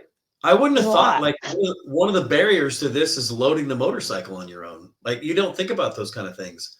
One of the barriers of Hmm. getting into dirt bikes is Yeah. recognizing I can't load that by myself. Hmm. Uh, that's before you even get to the woods and Yep. your bike's on top of you and you're underneath it. Yeah. Yep. Somewhere Kina must have picked it up because I know there was one or two races we didn't go to. She said, I'm going racing. And so she loaded the bike up and went to Missouri in a mud race, Hmm. an absolute disaster of a mud race, came back totally plastered. I think they had to use a tractor to pull the truck out. Um, Oh my I'm God. not going down there. I've done enough mud races in that one, but she wanted to, so she did. And Somewhere that's what she, I'm saying. I think it's absolutely amazing that you guys were able to instill in her that kind of confidence, and you never held her back from it. You let no, her kind of do it. And that was what I gleaned from my conversation with Tobin too, was that you guys were all really supportive of her. And I just think that that's so well, cool. supportive of like, you know how guys support other guys. You're like, is that all you got? Can you not make it up that hill? Are you serious? Do we have to come up there and drag you up that Yeah. hill? No, I'm not going to come drag you. That's what, and she's like, fine, I'll do it. So she figured it out on her own. And Yeah. it's kind of, I mean, that's that good natured ribbing that you do between racers all the time. And Yeah. so, But and you for didn't tell her not to do it. That's what I no, mean by it. no, Like no, there's a lot of women especially who experience, you can't do this, you can't do that. One of my first times on my dirt bike, I was told you're never going to get off the TTR. You're always going to be terrible because you're why? not an You athlete. have that for? Like that's like I've never been on a bike before. What? Like so it's just like, sometimes people are like that. They're trying to be honest, but they're really just trying to put you in this box. And like Yes. that's not supportive. Supportive is like, okay, I'm gonna let you fail, like you said, and try and figure Yes. it out. That to me is supportive. Yeah, you're ribbing on her, but like, it's still Well, letting her build that. And I think I, that that's the best part, is especially like I said, for women or any younger rider in general, yes. building confidence, because you have to do the thing yourself. You can get help going over a log, but Yeah. 9 times out of 10, I mean, unless you have somebody physically pulling your bike over for you, you have to I never. figure out how to get over the log yourself. Yeah. You have to Just get figured through the it out. creek yourself. You have to do all these things. And Yes. I think going back to what we were talking about before, it builds that camaraderie where you guys can help each other in a race because you guys know how much it sucks to do the thing that you're Yes. doing. I'm not doing this And by you myself. guys There's both no way are doing guys, it. I'll help you. I'll help you. You help me. That's what you do. You get to the Yeah. top of the hill that way. You Yeah. drag him around. Kina, she said, like, when she started going to college and she was in her first Mhm. mechanical engineering class, she said, this is just like racing. There's 50 students in here and 5 of us are women. It's just like racing. Yeah. She said, I'm used to Yeah. this. Totally normal. Mhm. And yeah, she stopped racing in the women's class and just entered C class. And then Mhm. in the middle of a race, right in the middle of a race, she says, I'm not racing these goons anymore. I want to race B class. I said, well, we'll sign you up for B class. And so she pulled off during the race, waited an hour and raced in B class that same day. She was, because she had advanced enough that she's like, these people aren't making it up the hills. They're falling over in front of me. I'm sick of it. That's the beauty of the way the system works. If you move and you advance in your skill set, you do get better. Yeah. You actually get better. There's C class is great. Nothing, we absolutely have to have. C class is what pays the bills for so much of racing. It's so good to have, but she'd had enough. She'd recognized, I'm done with this. She says, I'm going to get 7th place anyway. I just will get 7th in B class. It was funny to watch. We've all done it. We've all been through C class. We all know what it like and how it feels to improve on that, though, right? Like, I'm actually getting better at something in my life at 35 years old. Wow, that's good to feel. That's a good feeling. And then you discover hard enduro, and you're getting like hard enduro. I really think the thing that's so good about that is every log you're getting an endorphin hit. You're getting a dopamine hit that you didn't like. I want to do that again. I want to do it again. And it's just you, the bike, and the terrain. And then there'll come a day when you're on a train or on some sort of, I know I'm in a, I think it was rev limiter, what we call hero dirt. Everything was traction. And I was like, I am Graham Jarvis today. I'm on the back wheel riding up everything. This is great. And then the next day it'll all fall apart. You can't stay on the bike. It's wet or it's dry or it's slick or something else is different. And it starts all over. But those days that are, this is also something to point out to a new rider. There are days when you will crash and you don't feel like doing it and you just park the bike that day and you go do something else. Perfectly okay. Like if you're not feeling it that day on the bike and you're like, no, you don't have to. You don't have to do it. It'll still be there again. Don't give it up entirely, but it's okay. You have those days where I don't know what it is. Something's off, but don't ride on those days. I don't think there's any reason to push through it. I don't know if you've talked much about injury, stuff like that. Not a whole, well, sometimes just because of like mindset, because we talk about mindset a lot, and a lot of times it takes a hardened mindset to get through injury. Yes. I've broken a collarbone. That's it in 10 years so far. The kids have all had knee stuff. Knock on wood. Yeah. I know, right? But it happens. It happens in the strangest places, in the parking lot sometimes. Both Kina's was during a practice session, Tucker's was during a race, and Tobin's was during a race, and my collarbone was a race too. But I think there's less injury in the hare scramble and the enduros than there are in motocross. That's one benefit to woods riding. And I remember seeing guys ride through the woods when I started. They're going so fast. I'm like, man, how do they do it? And then after a while, you're catching those guys. You're like, this is great. It's that steady improvement, and it's enjoyable. I don't know. I just really enjoy the whole sport of it. And probably 80% that's because of the people. I really think it is. I think when you get to a certain point, you're talking about like progression and everything. You get to a certain point, and like I've been pushing really hard, like I said, this year, and I'm addicted to progressing. Like I'm addicted to seeing myself. I don't care if anyone else sees it. I see it. And I'm proud of myself for that. But I did a race this weekend, and you're talking about C class. I'm C class. No. That's what I say. I know. It was just funny. But I did this race this weekend, and I've never done this style of race before. It was like a GP, you go as many times as you can on this track. It is like a 5-mile track. And but it's not like jumps or anything. It's just like through the woods, the Texas woods. They're not really like woods, but so I finished a race, and this is I've only done 4 races, but I've never finished one before. And this is the first time that I finished one, and I didn't finish in last place, and I was seconds off of a podium. And I am like, so excited about it. I'm like, a lot of people, I know a lot of really good racers, and they're Yes. like, okay, No, and I'm that's like, dude, it's a big deal for me, okay? it is a And then big I'm deal. like, when I say that, they're very supportive. Don't get me wrong, Yes, they're very yes, supportive. But at first, they're used to a certain mentality, and so they're just like, "Wait, what?" And they're like, "Oh yeah, it's you're still beginning." And so, yes. like, it's kind of funny because I had my one friend tell me that like it's cool to be friends with me because I'm so new, and I was like, "That's weird, but okay." Um, because it reminds him of like his progression, like because that he started learning how to ride when he was like 4 or Yes, something like that. yes. So it was a long time ago for him. And he's like, I don't remember what it's like to be learning a lot of the No, time. But he's like, no. it's really good to remember that and to like see it and like realize how far I have come. But then also it's cool to see you progressing and see how far you've come. And he's like, it's a really cool reminder about how much we put into the sport.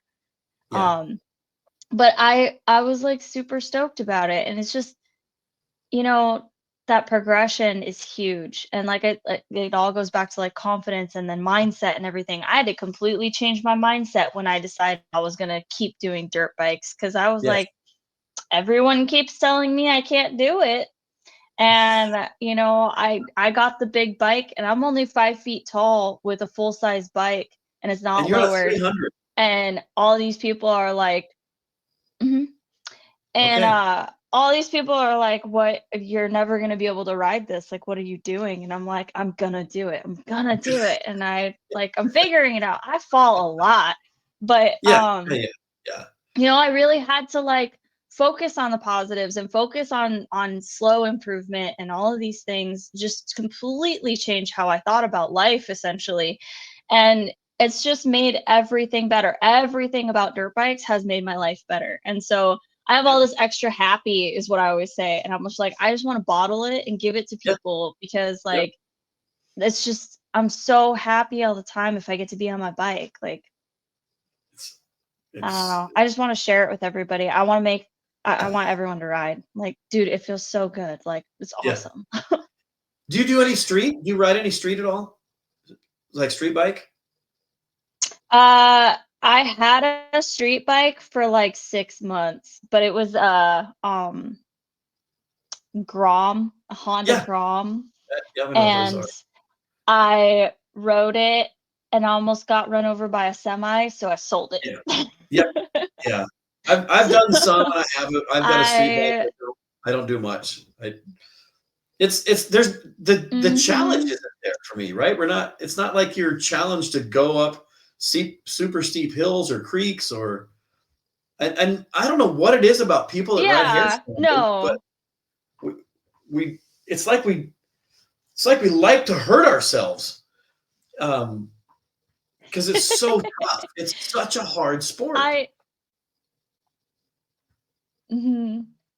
It is. It's not easy at all. And it's funny because I actually thought it was really hard to ride street bike, mostly because I'm so small. And even on the ground, I couldn't really touch the ground very well. So um I felt like I was playing Frogger, but in real life, Yeah. and I only have one. So like Yes. I gotta Right. be really good at it. But like it was the scariest thing to me. And it probably would have been better if I had a different bike or whatever. But that was just what I knew I could fit on. And so Yes. I got that. Yeah. Um but I did ride a Harley Sportster. It was a 1200. My friend lied to me and told me it was a 500, so that way I'd get on it. Those are And good friends to have. at the dude, I was flying and I was like, "Oh my God." And so at the end of the day, I was like, "I can't believe how much power this thing has." And he's like, "Well, it's 1200, so it should feel like that." And I was like, "Excuse me, what?" So I was Uh, like, "I don't like you, sir." yeah. But Yeah. but it was really cool. I mean, it was a really great day. We went really far. Like I never would have been able to do that on my Grom. No. That's But yes. I don't really go on the street very much. But I totally like when you're out in the woods And like you keep saying, like, it's you against the terrain, and I think that that's just like so cool. It's just so confidence building, and for somebody Mhm. who had no confidence for most of their life, like that's a huge thing for me. If something helps me build my confidence, like I love it. And Yes. And so it it's not shouldn't like you're help you not gonna build your fail. You're gonna confidence. Like, yeah, yeah, exactly. you Like will have learning failure. how to do a hill climb. Yeah. Yeah. Yeah. Yeah. My first hill climb, I failed like 3 or 4 times, but like a true honest hill climb. Yes. And it was at a Jarvis clinic. And Okay. I'm just like learning how to hill climb in front of this guy, like yikes. And then I like go over and I'm like tumbling back down the hill, you know. And I was like, all right, well, I gotta do it this time. Didn't do it that time. All Didn't do right, it I'm that gonna time. do it this time. Nope, didn't do it that time. I almost made it to the top, but well, then we figured out there's 2 mappings on my bike, and I was in the Oh, slow map and not the fast map, and so it was huh. basically like cutting out my fuel is what it sounded like. Like my bike lost all power, like, as I was getting right to the top. Huh. So now when I see like a steep hill climb like that, I have to switch my map as I'm You coming hit up the to map. it. I wonder if So, it's got 'cause traction control I'm too much of a baby to ride in the race map. on it. I get that. I do. Yeah, that's cool that you're on a 300. I've been riding 250s most of the time. No, I started on a 300. That's what it is. Started on Mhm. 300 and then went to 250 most of the time, and I love that displacement. That's been good. I've been doing more dual sport stuff lately. That's what you do when you get old. Because I turned 50 in July, and so now I'm riding Uh-huh. dual sports. But that way you can, like when I said earlier, you should go to Moab. You can see so much of Moab on a dirt bike that you can't see 80 miles a day, even Mhm. in a Jeep. 80, 90 miles a day in Moab. Mhm. Um, that's what I love about motorcycles. You can see so much and get so many places and have so much fun while you're doing it Yeah. that I think it's just yeah, I'm kind of like you. I wish everybody knew what it felt like. And yes, there's risk, there's danger, there's all sorts of Mhm. reasons you shouldn't do it. Um, okay, so be Like, it. that almost makes it better, right? Yes, there are some times I get done with the race and think, "Oh my goodness, I cannot believe I survived that." But every single fiber, every muscle in your body has been absolutely blasted, and it feels great. It takes a day or two to Yeah. recover longer. It takes a day or two longer to recover now than it did. Like after that 100 miler last or in October, it was bad. I finally found a hot Mhm. tub and sat in it for like 2 hours because I couldn't recover from that one. Those rocks are no joke in Missouri. Um, Mhm. yeah, we've just had so much fun Oh, doing yeah, it over for the sure. years, and now to see Tucker and Tobin Mhm. been able to get on a team like that with Champion Brick um, and learning what it is to do, like how to do it right, the right way. I think Matt's real good at Yeah. uh, he's real good at, like, I want to say more than maintenance. I think I I'm interested in how it's going to be, because we have these like last minute millers, Mhm. what they call me, and you really millered that thing. We're going to try. It won't. It Yeah. doesn't happen with that system. You show up with a bike that's ready to go. How many times have I stood on my start line and wiggled my wheel? Oh, my wheel bearings are no good on the start line. Right. That's not a time to wiggle your wheel bearings. Oh my god, Up wheel yeah. bearings out of this one. Mhm. Um, yeah, fixing tires the day of the race, uh, rebuilding it the night before.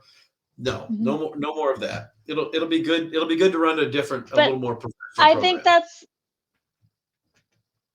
that's what I was gonna say. I think that's the difference between doing things a little bit more pro and then being like an everyday person, like Yes, who, like you said, you didn't know. You know, you I came didn't know. into this, you had no idea. And I think that it's a big difference when you do have support. And that's why it is such a big deal for the boys to have Yeah, that. Like yeah, it's huge to have support like that. Have something that's ready, and you know, you have to put your whatever you're putting into it. um yes, but Well, it's it's still having there, and access it's to that. the knowledge is what it is. And there's, I mean, Yeah. what we did for racing for a lot of years is great. That's I don't want to take Mhm. that away from anybody on that true full on No. amateur level because you, Yeah. I mean, as I say, it's going to be great to have it with Matt and Champion Brick. It really is, but Mhm. you still can have so much fun and be competitive Mhm. at what we were Mhm. doing. I mean, Mhm. the boys did fine. Tobin won the B class enduros. He's a 14-year-old. Tucker, Yeah, yeah, we can still be very competitive because it's. I mean, you got to have definitely. basic things. You don't want to blow the bike up. You want to have good equipment. And Yeah. what I told the boys is, you guys have been running on what I could afford, what we could afford for years, Mhm. and you're good at it. Mhm. You've made a subpar bike work really well. Now, when you get on like On a good when you bike. get on a really good bike, you'll be amazed at what the difference is. Like, because Yeah. they made stuff work with suspension that was not good. They made stuff work with tires that was not good. And now you get a new tire Yeah. every race. You've got like suspension that's valved to your weight. Yeah, Tucker said that bike Yeah. that Matt had set up at TKO was just. He said it was unreal where he felt confidence at because it would have run so Yeah. well, power delivery so well, And traction, forks, all I that think stuff. it's just, yeah, I think it's absolutely amazing that Matt was willing to do that, Yeah.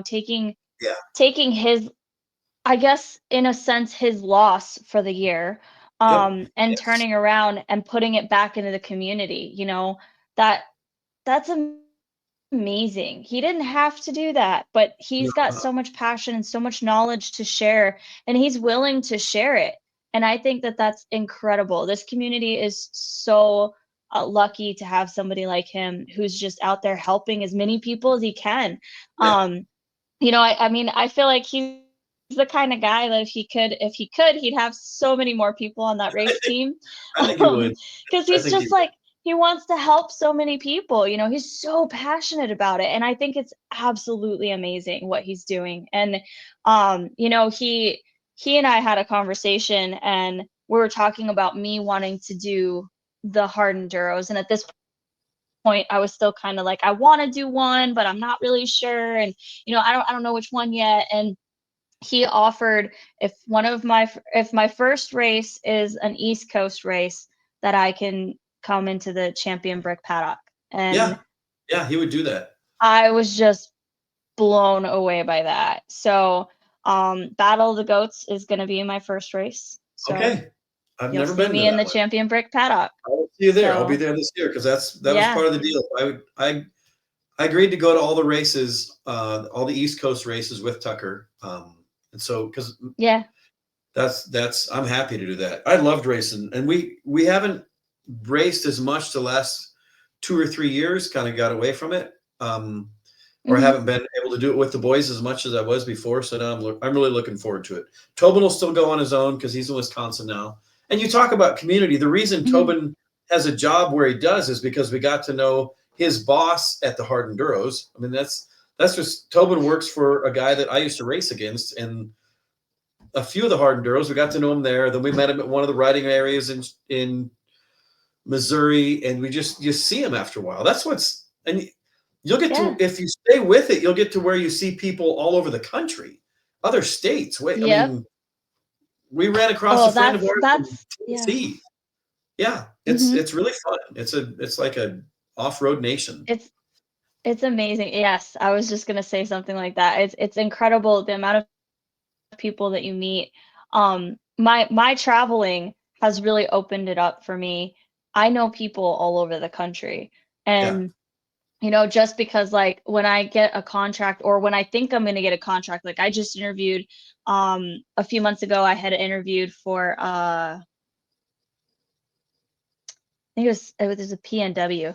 And so I reached out on the page there, and I was like, hey, I might be coming to this area. Like, yeah, what are those spots to go to and stuff like that. I did the same thing when I came out to Texas. Um, hey guys, I'm moving to Austin. I'm gonna be there for this long. Like, I need to know trails. I need to know like who wants to ride. Like, this yeah. is what I like to ride. And then I have also, because of my situation with my work and everything, I was like, if anybody has leads on short-term housing, and I had multiple people offer, like, this is the place that I stayed when I was there and stuff like that. Yeah.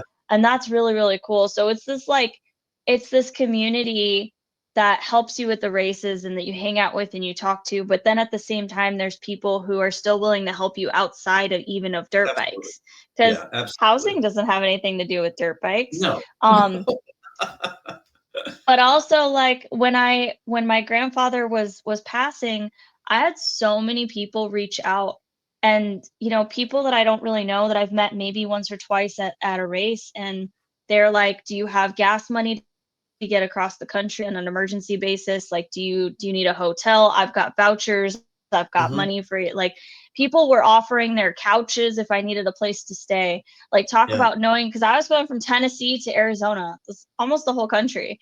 Yeah. And I almost cried. Like, Yeah. I was just blown away by how incredibly amazing this community can be. And it's funny because I said this to a friend, he got mad at me, but I was a nobody in this community not even a year ago. Nobody knew who I was. Like, I No. was just a person who was at a race. And like, now people know who I am, mostly, like I said, because I travel, and like, I've kind of made myself a little bit known because of that. But I it's incredible to see how welcomed I was, being this outsider, and that's everywhere I go. I'm always welcomed, and it's so, so cool. And you don't get that with other things in I don't life. and And it's hard not to be excited about it. It's hard not yeah, to. yeah. I mean, yeah, my, my brother-in-law I was telling him, "You gotta go do this race with me. You gotta check it out." And I described it Mhm. to him, and he says, "I think I'll just stay at home and slam my head in my car door." And he says, "I think I'll get the same experience, and I'll save some money, and I'll get the same experience you have." And ever since that, I was like, that's exactly what it is. I'm just gonna go out in the woods. I'm gonna slam my head in a car door for 2 hours, then I'm gonna come back home. Yeah. Well, I But mean, I think it's like this instant camaraderie with everybody yeah, because we think that's fun. Um, yeah, and so absolutely, if you're willing to do that, you can come stay on the couch. You can come yeah, as you're passing through, hang out. Yeah, yeah. that's it's almost universal. When Keen and I were in New Zealand, we rented bikes that day and rode, and Hmm. it's like we instantly had something to talk with about the guy, something to talk with the guide, and he'd even done some of the same places. He's ridden some of the same places here that we had. Oh, It was really?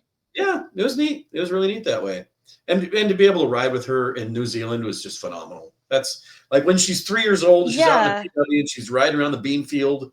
I never imagined that 18 years later it would put me in New Zealand riding backcountry gold mine, super steep hills. Like it was probably a 200-foot drop, and he says, if you're gonna fall left.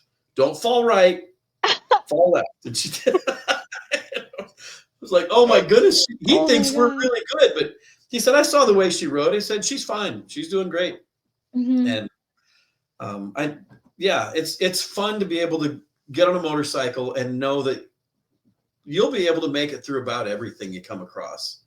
Um, when we've Yeah. raced, as long as, and it really is, it's racing. I really think it's racing that gave me the confidence and gave the Mhm. kids the confidence to do something like that, because during a race, you do stuff you don't do during a trail ride. You'll try stuff you don't normally try That's true. at speed too. Um, Hmm. so Yeah.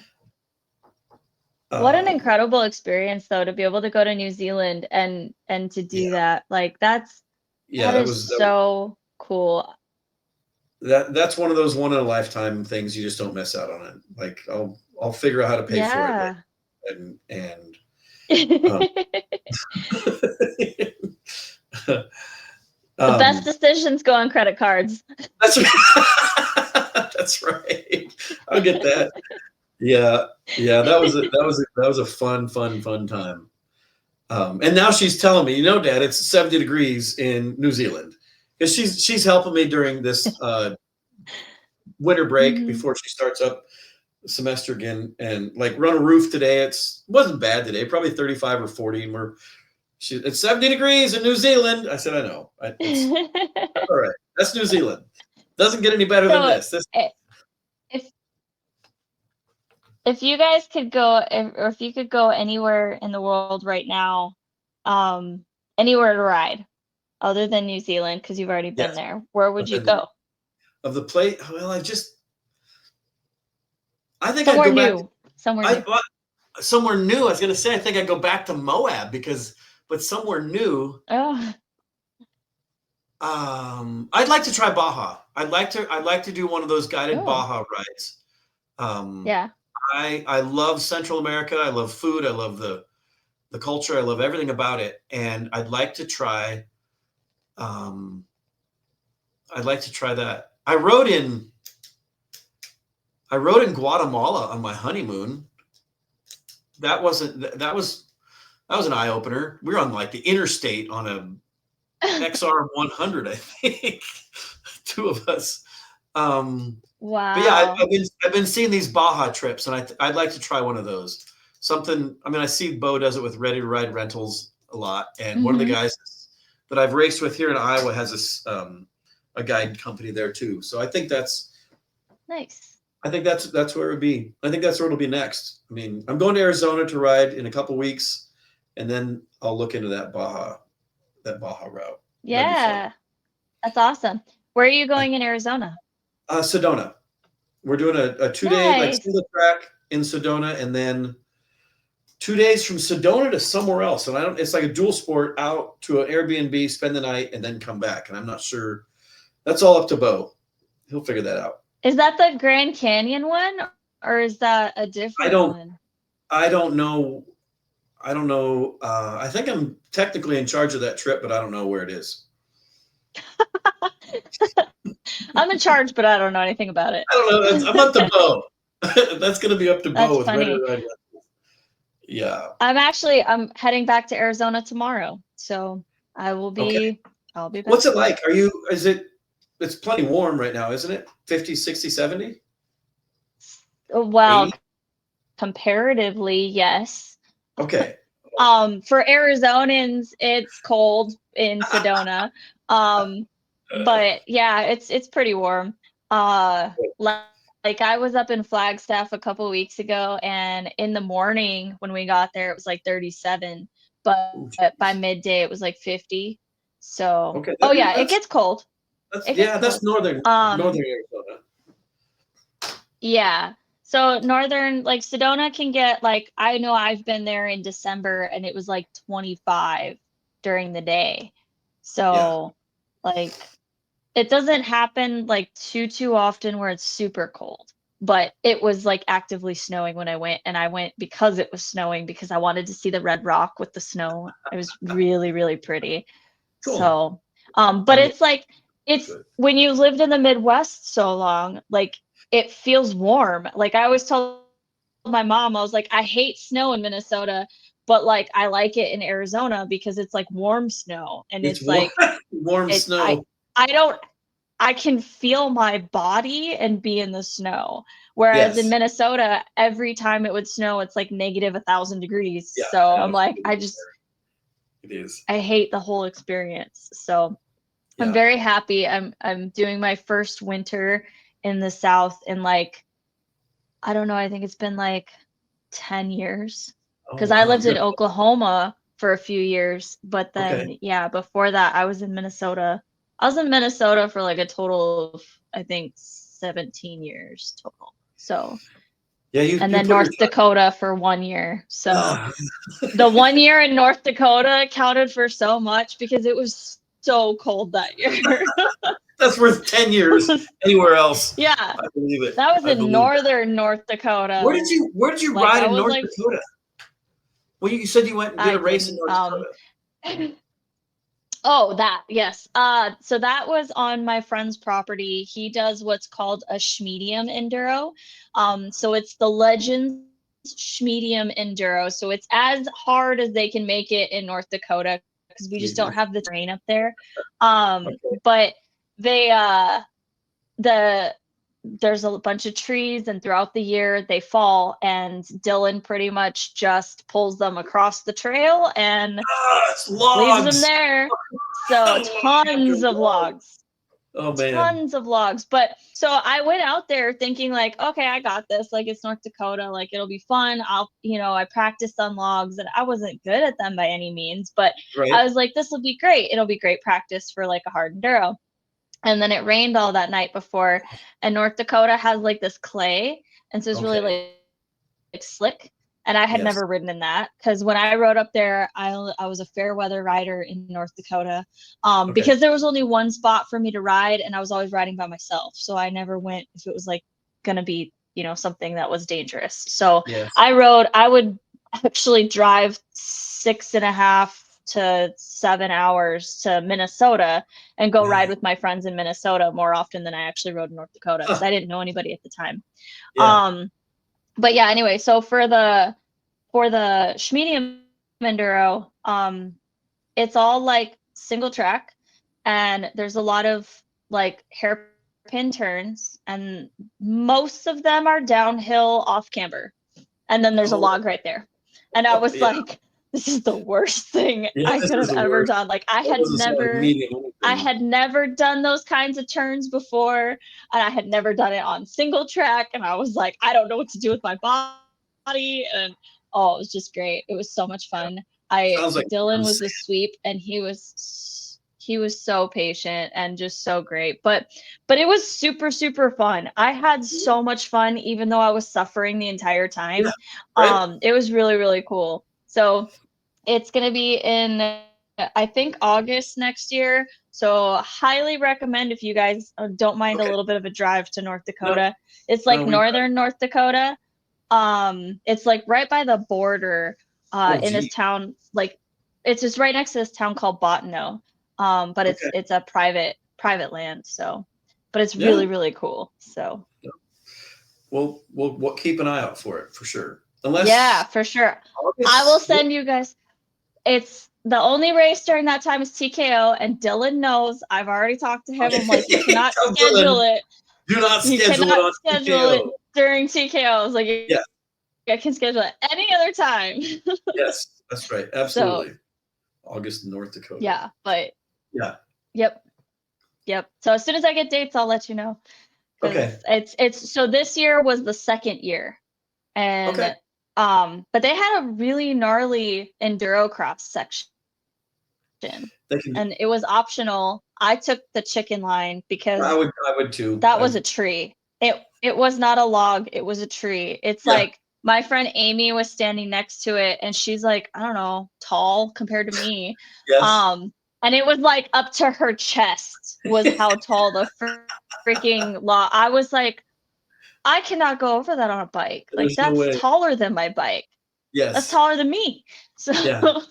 I was like, all right, I don't have that skill yet. I was like, maybe next year I'll learn how to Yes. do splats, and then I'll do it next year, no problem. So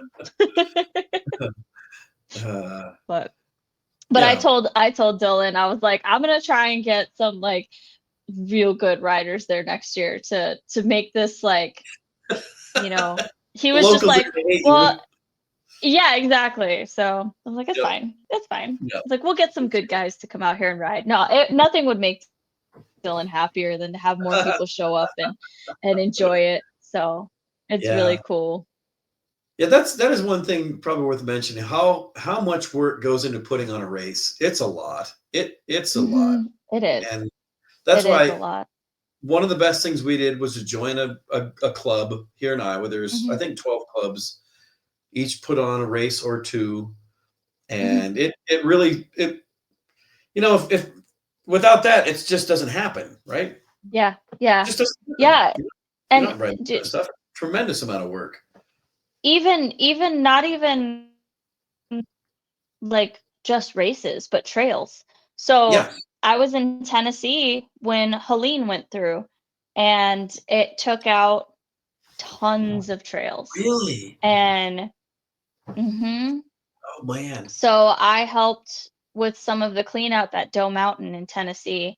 Okay. And I mean, I can't tell you how many hours those guys put in, but it was about 3 weeks of working, Yeah. and we got a few miles of single track cleared, Oh, and that was God. it. But it was like there was so many trees down in like a 10-foot section. There would be like 6 or 7 trees down, like Yeah. crisscrossed over each other. And Uh, it was just I I mean, I've been in woods. You know, Minnesota, all of that. I yes. was in Maine. I've been in woods, but you don't realize how many trees there are in the woods until they're laying They're all down, falling down, laying over each other. covering. Yeah. Yeah, and I had been on that trail, and I'm like, dude, this is like they bring the dozer down it, and it's gone. Like it's just completely covered. And so it was insane. But the amount of work that those guys put into it, and most of the people on the weekends that I was there, and the couple times during the week that I was there, most of the people that came out to help were dirt bikers. Yeah. Not as many side by side people. No, There no. probably were more, maybe at some other time, but it was Sure. mostly dirt bikers. We actually had a group of dirt bikers come from Ohio. They had never Okay. been to Doe Mountain before. They had Yeah. really no association, but they had seen on one of the pages that they needed help, and so they came from Ohio to come and help clear trail. Yeah. I That's again going back to the community. They didn't Mhm. have to do that. They took time out of their weekend. They paid their own gas money. They brought their chainsaws. They came out and broke their backs. You know, it Yes. was hard work, and God, it was the coolest thing. I as terrible as Helene was, it was absolutely dreadful. Do not get me wrong, but the sense of community that happened around that, um, was incredible to witness. I was completely blown away by it. It just and not just in the dirt bike world, that was huge, but Yeah. in general, like neighbor helping neighbor was just insanely amazing. But that gave me a huge appreciation to how much work goes into trails and maintaining them, and how much work it is to clear it after a storm. You know, I'm friends with the guys at Brushy Mountain, and I've seen them before for other storms go out, and you know they have to close down the park for the weekend to be able to open stuff back up. But Right. even they were, you know, they've got some big equipment and they're used to stuff like that, and they still, it Yes. took them a while to get it open. Thankfully there was a lot of volunteers for that too. But you know, volunteering is huge. Being able to go and help when you can. I mean, we all have work, we all have these Yes. things Yeah. We all have it. that we have to do, but if you can go and help, it makes a huge difference to people. Like those people who do it all the time, it's really awesome for them to get that kind of help, because it's a big job. Yeah. It is. It is. And that's another thing. Along with that, if you're just getting started in racing or riding, you're just getting Mhm, started in riding, the mhm, the knowledge that's in an off-road club is mhm. tremendous. And Yeah. I haven't met anyone yet that's not willing to share it. Like they're just it's like Matt Mhm. being excited about people getting into hard enduro, you being excited about getting women into hard enduro. Yeah. The people in the motorcycle world they want to share. They want to tell like Yeah. they want to tell you what they know, and you can learn a Mhm. lot more that way.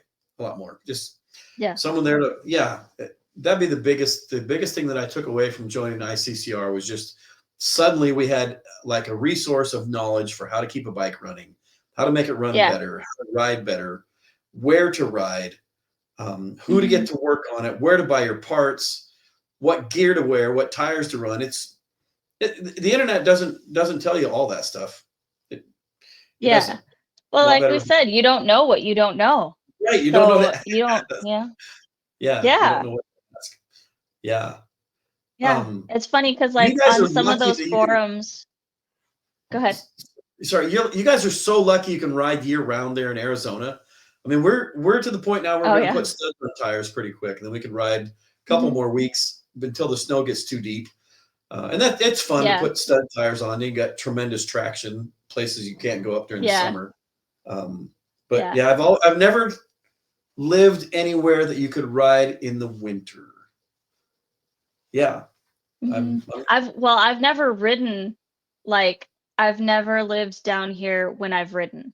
So Okay. this is my first time being down here and like being able to ride. And it's You better been do pretty it. You better cool get because out I'm and ride like, because the rest of us can't. Not very often. oh, I raced yesterday. Oh, that's right. Like That's I right. wanted Okay.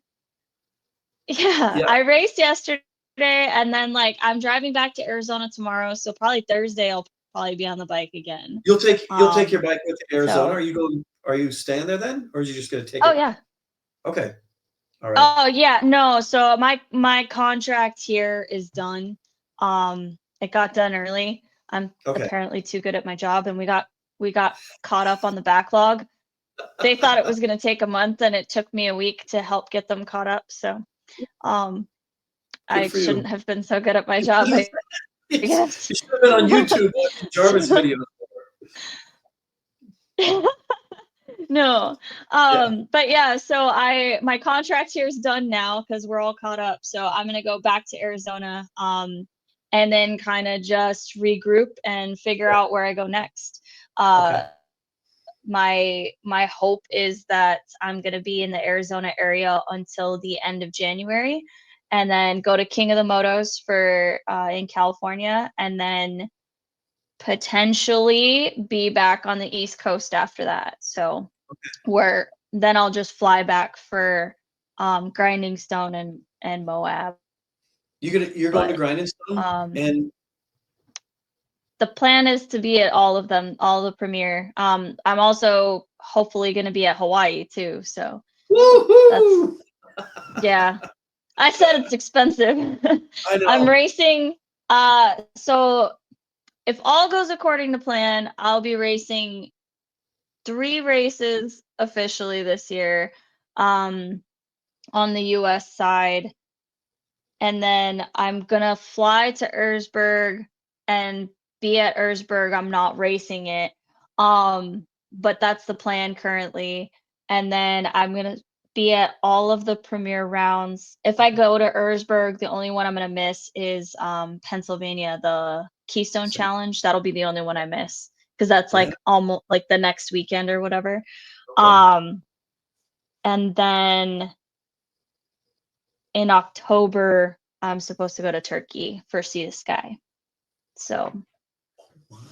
I said I spend a lot of money. That's 2025 ahead of you. Yeah, it's a pretty big year. And then 2026, I'm already planning the overseas trips for that. So Okay. I've got a couple big ones. Well, Cool. one big one that I'm gonna keep under wraps probably for a little while, but That's I cool. don't know. We'll That's see. great. We'll See see. what dirt bikes can I do? think. I mean, Oh 3 years yeah. ago, you know you're gonna do that kind of thing. Oh, I didn't think that I would ever leave the country, honestly. Yeah, right? So I'm so excited. All of the races overseas. I mean, like I said, I started watching Hard Enduro like 10 years ago. I didn't Yeah. know there was a US series, so I watched all the world stuff. Um, and I didn't know it was like right in my backyard. I didn't even know about the Iowan until this last year, and I was like, Right. What?" And I was like, "Dude, I lived in Minnesota. Like, I I could know. have gone You're and right there. watched it." There are people that came from So Minnesota to race it. yeah, well, none of them are my friends apparently, so they didn't tell me. Yeah, that was a fun one. But yeah, no, I'm just super stoked. Like I said, I've been watching it for a long time. I've really loved it. It's been absolutely amazing, and it's a dream come true to be able to even just start to think about doing it. Yeah. Um, I've never been somebody who had big dreams like that. I didn't, like I said, I didn't do sports or anything. So, it's really crazy to me to have so many people in our community who are so supportive. You know, I've got friends who are pro riders who are like, "Dude, that's so cool. Like, I love that video you posted." I'm like, this is like nothing compared to what you do, but they're Yeah. so supportive and they're so excited for me all the time. You know, I tend to ride with people who are really good. I don't know why, but I do. I'm Yes. just like struggle busting in the back. You will get better from But it. you It will. know, it's Yeah, oh, for sure. I learn Yeah. so much every time I go out, but it's so cool. And again, it's just another testament to how amazing this community is that these B and A class riders and even pro riders will come out and ride with me. Like Mhm. me, who's like, if I had to put a class name on it, I would give myself like a D class. Like I I'm still learning, but I try and I push, and all these people are so patient and, like you said, willing to share that knowledge, and it's Yeah. just absolutely incredible. No, and So I think to have these people. that's all of it. If you're willing to try it Yeah. and recognize, it's just when people fall over and they start complaining and grumbling and they just give up, then it's not Yeah. fun. But if you've got that attitude that says, "Man, this sucks. I'm going to do it again," you'll be perfect. You'll be Yeah. fine. Yep. Yeah. Oh, that's Yes. 100%. Well, that's just me on my dirt bike anyway, because I mean, I can't touch the ground on it. So nine Right. times out of 10, if we stop, I'm falling. Like Oh yeah. it's usually how it goes. And that was really funny about the race this weekend. I was like, okay, do I have to be up there to start, or can I start from back here? And my friend was like, why? And I was like, I don't know if I could touch the ground on the over there. Like I like the ground looks really even over there and it's not even over here. So like there's a hump that I can put my Yes. foot on. And Right. then she goes, well, it's a like your engine has to be on for the start. And I was like, excuse me, what? And she's like, yeah. And she's like, so you put it in neutral and then you kick it in first and then you go because you have to have your hand up off of your throttle. And I was like, Okay. I can't do that. My bike has to be in first gear when I'm on it. I cannot balance and do like no. Yes. I can't. Don't you have the starter I was block like, yet? well, she told me about. I didn't even know that was a thing. That's what she There you told me. go. She's like, we should All get you right. starter blocks, and I was like, Yes. what is that? And I had no idea. No one told me. So I Yeah. was just like blown away. I did not get them. Okay. By the way, I would just like Yes. to say, um, I found myself a little hump right at the front and Okay. I was able to get up. But there's a picture of me. I will post it after this on Instagram and no one's going to understand the reference, but um I am so short. It looks like I'm falling off of the bike. It Right. looks like they're getting a picture of me falling off, but it's literally like my leg is sticking like straight up because that's the only way I could put a foot down. And I'm like tiptoeing with the one foot that's down and I'm like trying to balance. Oh my God, it was ridiculous. But Well, that would make it. you That would make know, it. That. Yeah. mhm. I see Well, and Cody. it's really hard on the trail. Like Yeah, that's when what you're I on said. the trail and you stop in front of something, like if there's a feature, I hate when people stop in front of features, like stop 10 feet or Yes. 15 feet before it, please. Yes. Don't stop right at the bottom of the thing that I need to go up because I need a second to get on my bike and like get my Yeah. balance back Right. before I can do the thing. So it does make it really, really hard. And I am going to lower the bike when I get back to Arizona. I wondered if you've done I that just yet. Did you cut the no, seat? I do have a shorter seat. Yeah. I got a Guts racing seat when I first got the bike because Okay. it was ridiculously tall. And I have had the suspension set. So the suspension's been done for me. But that's pretty much it so far. And I was I've been fighting lowering it because I Oh, was just being stubborn and I was just like, no, I'm just gonna learn how to ride the bike. And I had all these people who were like, no, if you lower it, it's just gonna like mess with the geometry and like all of this stuff is gonna be off. And so I it was just does. like, oh, I can't lower it. Like it's just gonna be terrible and it's gonna mess with the bike. And then you know Gator Yes. from US Hard Enduro. Yeah, Mhm. so I was talking to Gator in Ohio and he was talking to me about lowering the bikes and I was just like, I mean, he is a mechanic, so he knows these things. So Yeah. we had like a big old long conversation about it and at the end of that I was like, okay, yeah, maybe I should lower the bike. And then I had a conversation with Bradford Chug about his whole thumb throttle thing and Yeah. people make fun of him about it. And he's like, but who cares what other people think if it makes you more comfortable on the bike? And if it helps you improve, who gives a shit? Yeah. And so I was like, okay, all right, cool. So I'm now at the point where I'm like, all right, I had to be able to afford to lower it on top of, I know. everything else I pay for in life. Yes, I Um, know. but yeah, so it's finally gonna happen. I'm so excited to be able to touch the ground and just be able to like stop my bike when I want to and not have to look for a hill or a rock. Yeah.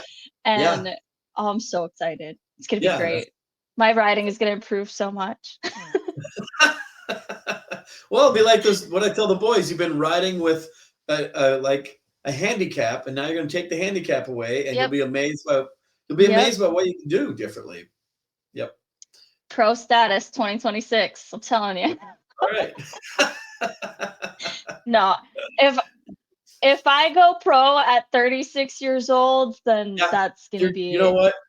Hey, in the incredible. women's field, I don't know. And I've watched Rachel Goodish for years, and Mhm. I bought She's so many. young. She is young, but I was going to say the women are so good.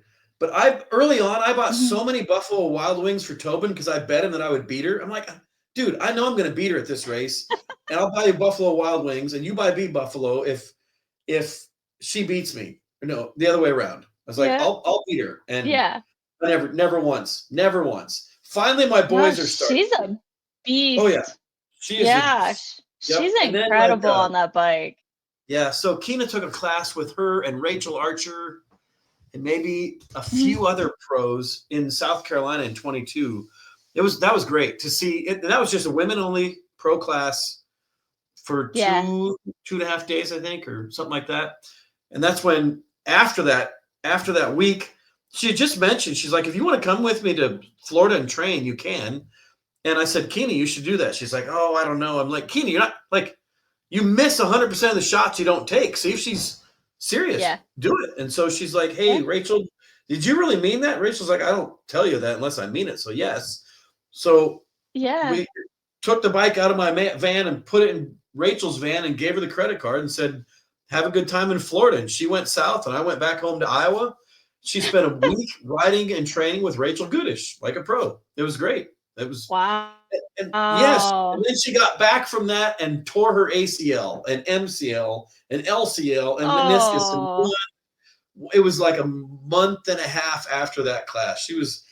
But she's recovered from it. Uh, She's ridden. She's did the whole mhm. season. We did NEPGs after that, I think. No, we didn't. Oh, cool. We did the NEPG season before that. Did Oh, okay. every race in that. But yeah, she's recovered But I from it. mean, She's that's huge. yeah, yeah. But that's why I say, where else can you meet pros and rub shoulders with them like that and get Mhm. to talking to them? That's been really fun. Yeah. But yeah, I quit It's betting against Rachel Goodish a couple of years ago because I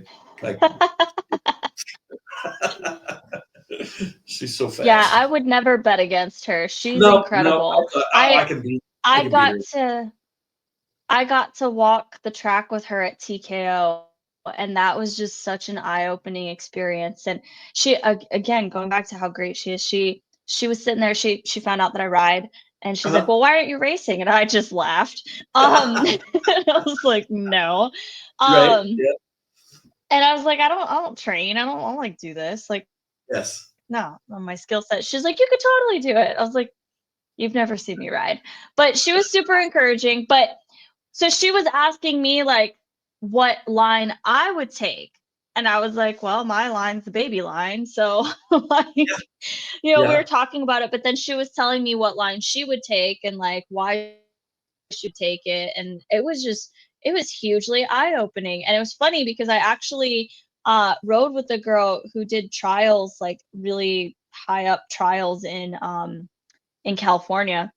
She was riding behind me and she's like, you pick really good lines. And I was like, thanks. Thank you. I was Yeah. like, I was never told that before talking to Rachel. And I started like it like opened my eyes to lines that I never really saw that were there before. Um, Yeah. I also think that that's probably a detriment to me because I hang out with like, and I've ridden with so many good riders that I see the lines that they take, Yes. and that's just like I see it and I'm like, okay, that looks like a good line. And I don't think about the fact that I don't have that skill all the time. So sometimes it gets me into some hairy situations. Yeah, I'd imagine so. The pro But lines are not always I've great lines for everybody. no, and I'll take like something that like Cody Webb would take, don't get me wrong. But like there's been a couple times where I've ridden with like A guys and they're like, I can't believe you just took that line. I wouldn't have taken that line. And I'm like, it just seemed like the safer line. Like Yeah. it's like up across the side of the rock and Mhm. like you're off camber on a rock face essentially. And Yeah, and I you felt like can't that put a was foot safer down. to do. No. Yeah. So, but I don't know. That's just what looked right. So it's just what I went with. Funny. And I don't know, it's just really funny because like the last like couple months I've been told a few times that my line choice is either insane or really cool. And I'm like, all right. Maybe Is I that how should you like that's not how you start ended up riding dropping with 35 feet, is it? You said you fell 30 some feet a couple weeks no. ago. That was that was just a stupid accident. I don't think that that could have been prevented. So when I came back up the trail, this big old rock that had been in the trail was no longer in the trail. It was on top of the trail. So if you look at my GoPro, like you see me just get like wonked over. And I think my back tire just like, I think I knocked it out and it got like Oh, caught my back tire or something. And just it was freak. just this teeny tiny little single track. So it's just, yeah, just this freak accident that they've been over this 1,000 times. And Yes. I was the one person who knocked it out of the ground. So Oh, it's no lucky longer you. an embedded rock. I have set it off to the side. It is my little Yeah. memento over there for next year when I go through, if they let me go through next year, because I don't know if They'll they put your will. parachute But in bubble wrap next time. so the guy who fell off of it last year, they made a plaque and put his name up, and it's like I don't remember, it's like Rob's Trail or something like Yeah. that. And because he fell down, and I was like, don't rename it, please. Yeah, Just it's leave it fine. They can alone. stay right But there.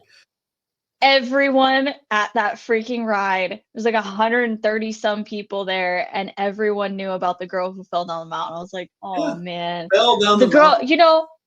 the Minnesota girl, because I still have Minnesota license plates because like I'm based out of Minnesota, and I'm Yeah. like, oh man, oh, this is not cool. Claim to fame. Claim to fame. This is That's not like, how I wanted to become famous. yeah.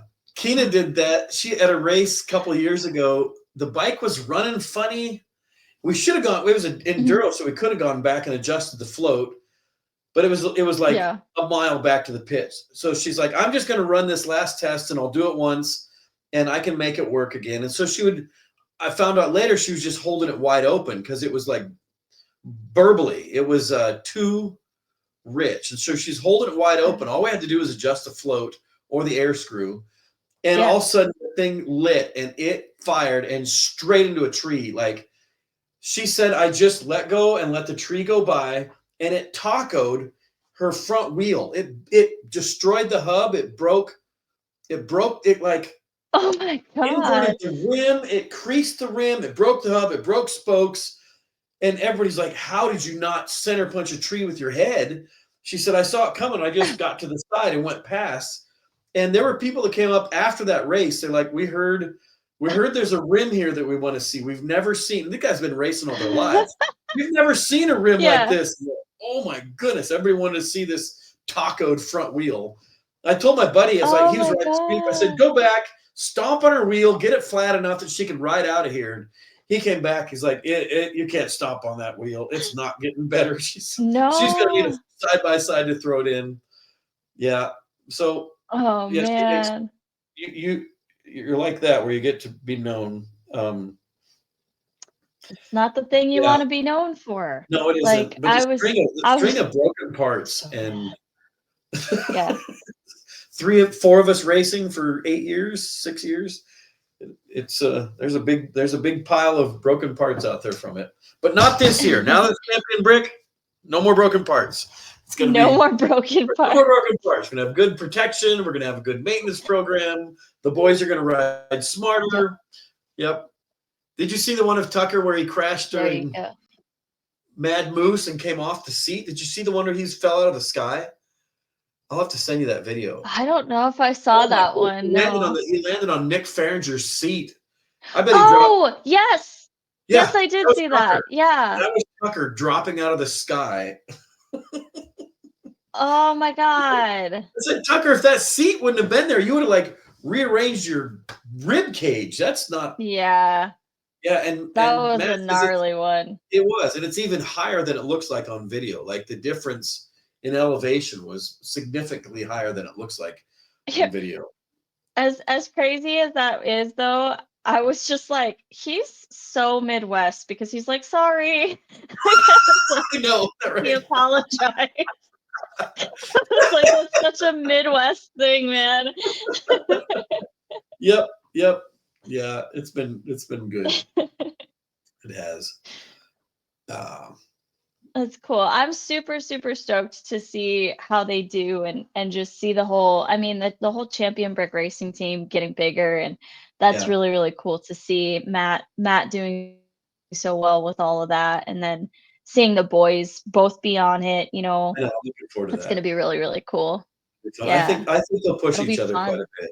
I definitely think they will push each other Definitely. quite a bit. They never Some good raced. old sibling rivalry. It is. They never raced head to head like when we were doing the Iowa series.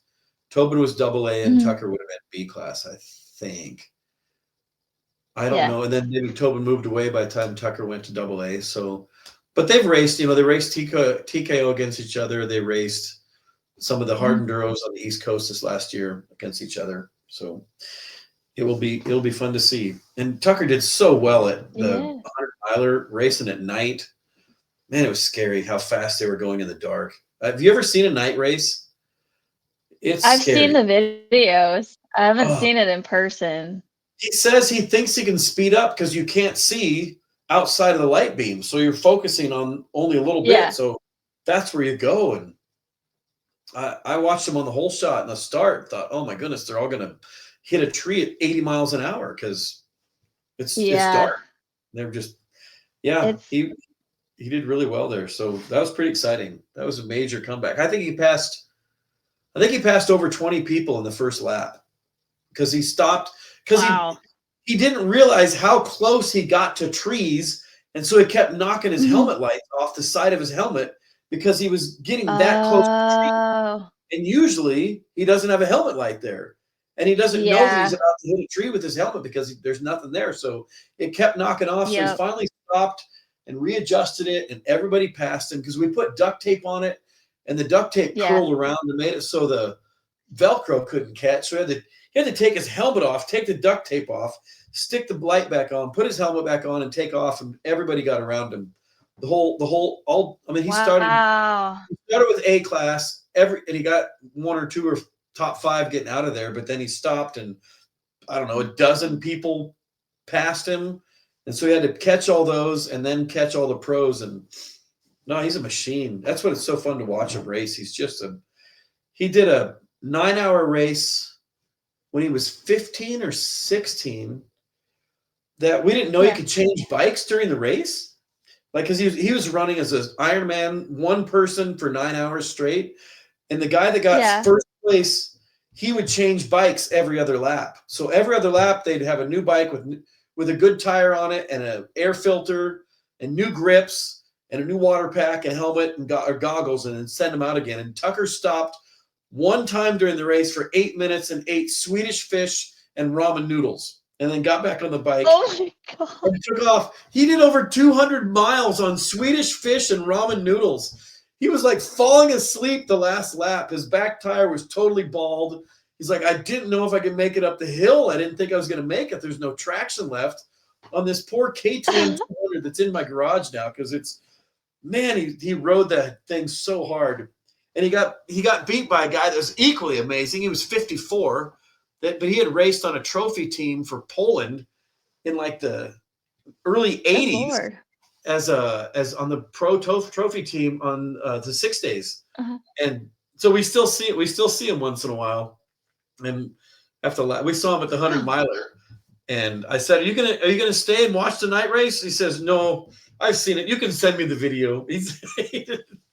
But it was, to watch Tucker race that thing for 9 hours. It's like going from here to Chicago, and it wasn't freeway riding. It was hard, rocky, and it got more and Yeah. more blown up as the day went on. But that's why I say it's all the kids are super talented. They each have their own skill set that they're really good at.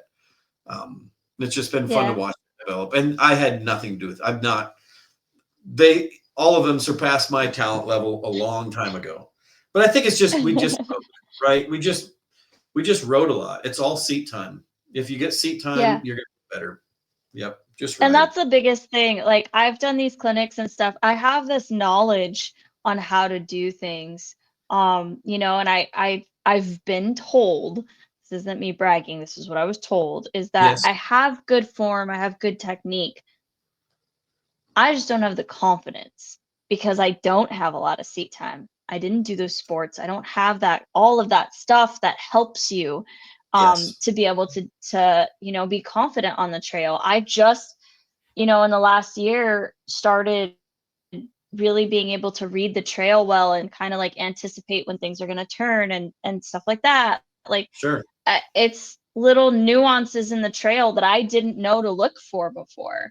Yeah. Because again, you don't know what you don't know. So why Mhm. would I have had to look for that ever before in my life? I didn't. So now I do. So it really, really helped that I started trail running as well. So it's very similar things to look for. Um, but it's just, you know, it's a lot of stuff you have to learn. But it's so much. It is. It's Um, just still super fun to but do. it is, yeah, yeah. It's amazing. But yeah, it just confidence is huge, and that seat time is what I'm striving for now. You know, I got this bike in January. I couldn't ride because I lived in North Dakota at the time, so I couldn't really ride it until March. So between March and now, I have, as of yesterday, put 70 hours on the bike, That's good. and That's great. that's Yeah, that's that's seat time. That's yeah. So I've really tried hard, and I try and get out a couple times a week. A lot of what I do is just like training drills, like, you know, clutch stuff, braking yeah. drills, because I know I need that to be safe out on the trail. And that's what I'm working on, you know, trying to do clutch ups and things like that. Mhm. Um, but you know, just being able to go out and ride trails with my friends and just be out there and experience new things, the scary things, falling off the mountain, falling into cactus, you know, Yeah, they're right. experiences, not the Yeah, they are ones you really want, experiences. but they're No, experiences. no, And I get yeah, it's just, you know, it's really cool to me that people are willing to take the time to take me out to get that seat time. Because it's really hard and it's really scary when you have to do it by yourself. it I've is. been here in Austin for a week, and I've been wanting to go to this place. There's a perfect, it's like hard enduro heaven, like 20 minutes away from here. Yeah. And I went the other day, there was nobody else out there. And Oh, I'm still like trying to like connect with people here because I just got here. And yeah. so I didn't have anyone to go with me. And so I went up to it and I was just like looking at some of it, and I was like, some of the ledges are like 3 feet tall. Yeah. And I just don't know. And it's like that through the entire 9 mile trail. And there's Oh, like a billion signs everywhere that say one way only, do not turn around, no exceptions, like big yeah. letters. And I was You're just like, committed. mm, I mean, yeah, exactly. I was like, so either I'm gonna turn around and then that's gonna be the moment when somebody else is coming on the trail, I'm gonna get Yes. hit, or Yeah. you know, I'm No gonna one go else out got there and you. I'm gonna try and push, and then it's gonna get dark and I'm gonna be stuck out there. Yeah. Right. Because I only had like 2.5 hours of sunlight, and I was like, could Yeah. I really do all of that in 2.5 hours? Maybe, but I don't know that I have the skill to make it up that many ledges, because Yeah. I watched a video on a guy going through it, and it's a Oh, lot of yeah, you ledges. saw it. You saw what you're getting into for the whole time of it. Hmm. And of course, the video doesn't make it seem like very much. And some of them, I'm like, okay, I could definitely do this one. I could definitely do this one. Right? Yeah, I got this Yes. one. But there's a couple of them that are just like, oof, I don't know. I don't know. And if I tried it, I might end up with my bike on top of me. Yes. And So then what do that's you not do? really something. Yeah, No. exactly. That's not really something that I am comfortable doing by myself. How So how far is Austin from Draper Lake in Oklahoma? Have you heard of Draper Lake? It's probably very okay. far, Is Austin because South Texas? Austin Or it's like middle almost, but yeah, kind of okay. south, um, south central-ish. All right. But Yeah, it's like that would be a long way. it's 3.5 hours to Dallas, and I know Dallas is about another 2.5 to 3 to Oklahoma, depending Okay, on where you so go in this Oklahoma. is on the So north. This is not far out of that Dallas, Oklahoma line, but it's a couple hours. So that's it. yeah. We rode in Decatur for the rev limiter, and we rode it Mhm. somewhere out in a town near Decatur, but haven't done much in Texas at all. I don't know what it's like there. I bet Yeah. there's more rock in I Iowa. There's a lot of rock. Yeah, it's all rock. A lot of rock. At least here in Austin. So we're in hill country down here. Okay, I did not know that hills existed in Texas until I right? came here. Yeah. So I had only ever experienced the flat of Texas. So that was interesting. Um, but yeah, there's a lot of rock. And then I raced in this area. Like I said, it was like woodsy almost. It wasn't like, it's not quite like Midwestern woods, but it Yeah, was very right. kind of like You actually had wannabe timber. woods. You couldn't see the horizon. There was a point which you could not see the Yep, horizon. There was enough trees. correct, That's pretty. Yeah, correct. the bit we rode And in there Texas. was shadows.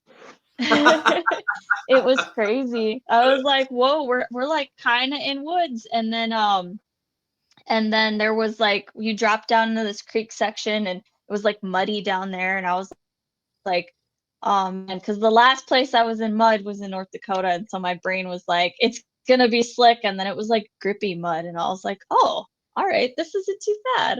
Yeah. Okay. So that was kind of nice. But yeah, and that's the only place that I've ridden in Texas. I've only ridden, I think Texas makes 15 states. Might be Okay. 16 states that I've ridden 45 now. So um Yeah, you're doing pretty good though. If you've only been riding a couple yeah. years, you've already been in 16 states. hmm Yeah, pretty Yeah, I good. try and make it a point now, like when I go somewhere, like when I went out to Maine for my job, I rode in Maine, I went to New Hampshire, I went to Rhode Island, Uh-huh. Vermont. I think I missed Connecticut while I was out there, for riding. Yes. But Connecticut's like really strict on riding. So that's the biggest thing, is trying to figure out all these places. Oh my God, my bike is a mess because I've got so many stickers on the forks right now because of all the different places Puts you in I've been this service. year. Yeah, you've got Like, patchwork and quilt going I on with can't, all of them. yeah, that's what it is. I'm like, I Yeah. got so many. It is ridiculous. And my dad was like, "Do you still need this New Hampshire one?" And I was like, "I guarantee you, if I take it off, I'm gonna get a Yeah. job in New Hampshire like the next Right. day." So, and then I would have to pay another, was it $150? That's the thing. It is so expensive. I'm not just paying to get to races. I'm paying to ride in all these places. And some of these places you have to pay every time you go, because a lot of the East Coast stuff is like private. So Wow. like for Brushy Mountain, for example, is a private land. Yes. You can do like a pass for the year for like, I think it's $300, Yeah, 200. but I you're don't not remember there if that it's long 200 or enough. 300. Yeah. But I did it because otherwise it's $20 a day. And if I go Yeah. there 5 or 6 times, I'm like, man, I You should almost have just pay done the for whole the. thing. Yeah. Exactly.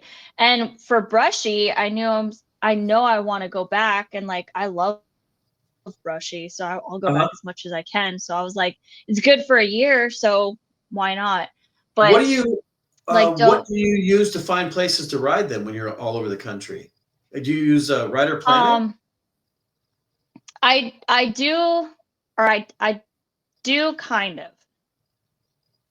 So like I usually ask on like Facebook groups and stuff. Mhm. And then I just kind of like verify with Rider Planet. Usually Rider Planet has the like directions, Yes. or like talks about camping or whatever. But Rider Planet has a lot of closed stuff, Oh, and they don't keep it updated. So like yes. a lot of the times if the trail system has closed, they don't update that on there. Shoot. I don't know how often they do update, but I've had a couple times where I've gone to trails and they're non-existent anymore. And I'm Okay. like, oh, Yeah, okay. shoot. Well, it's really, really hard in Maine because Maine, they don't have a whole lot listed on Rider Planet. However, there's tons of trails in Maine, Oh. and you don't know that if you're not part of the club. So going Oh, back to yeah. what we were talking about. Yes, yes, So sure. I happened to start, like, I went in to go buy oil for my bike, and the guy at the shop was like super impressed by the fact that I was a girl riding a dirt bike because they had never seen that at that shop apparently. Never Um, seen so I was like, okay. There's like all the girls around here ride quads, and I was like, oh, okay, cool. it. So they told me about like a couple places, and that was pretty cool. And he's like, yeah, but if you want like the actual trail maps, you have to go to this club, and this club has the trail maps, but they don't Oh, post them anywhere. So you okay. have to. And I was like, okay, cool. And then I got very lost because the trail map wasn't updated. So that was an adventure in Maine. Yeah. Yeah, wow. Do you have a GPS that you keep on your bike if you're doing solo rides? I don't I don't ride solo, Uh, so no, well, sometimes I do like Avenza, and like I'll yeah. just GPS track, but I also Right. wear a fitness watch, and like this thing tracks me really well. So Okay. I can use that to like get back if I get lost, if I remember to turn it on. That's the only Yes. problem. That's Yes. with both of those things, because sometimes like I'll open the app on my phone, and then like whether it's Onyx or Avenza, because like every part of the country is different. Like some places use one app, Yeah. so I've got like 6 apps. Yeah. But yeah, if I open the app and then like I close all of my apps and then I forget to like start the thing, then it's not tracking me and I Yeah. think it is, and then all of a Yeah. sudden I'm like 10 miles in and I'm like, oh, Ooh, I don't I know where don't to know get. where I came Yeah. from. I mean, Yeah. I have a pretty good sense of direction, so usually I can find my way back. Okay. The only times that I've been truly lost this year are when I let other people lead me to places. There's nothing to learn from that, Angel. This That's this one guy goes, "Oh yeah, we're like 2 miles away from the truck, so we're just gonna split from the group because I was running out of gas." And I was like, okay. "You guys want to go another 15 miles?" I was like, "I'm probably not gonna make it." This was all Right. like A and above riders, and I was like, "Y'all go ahead." Well, you get And into some so, groups. huh?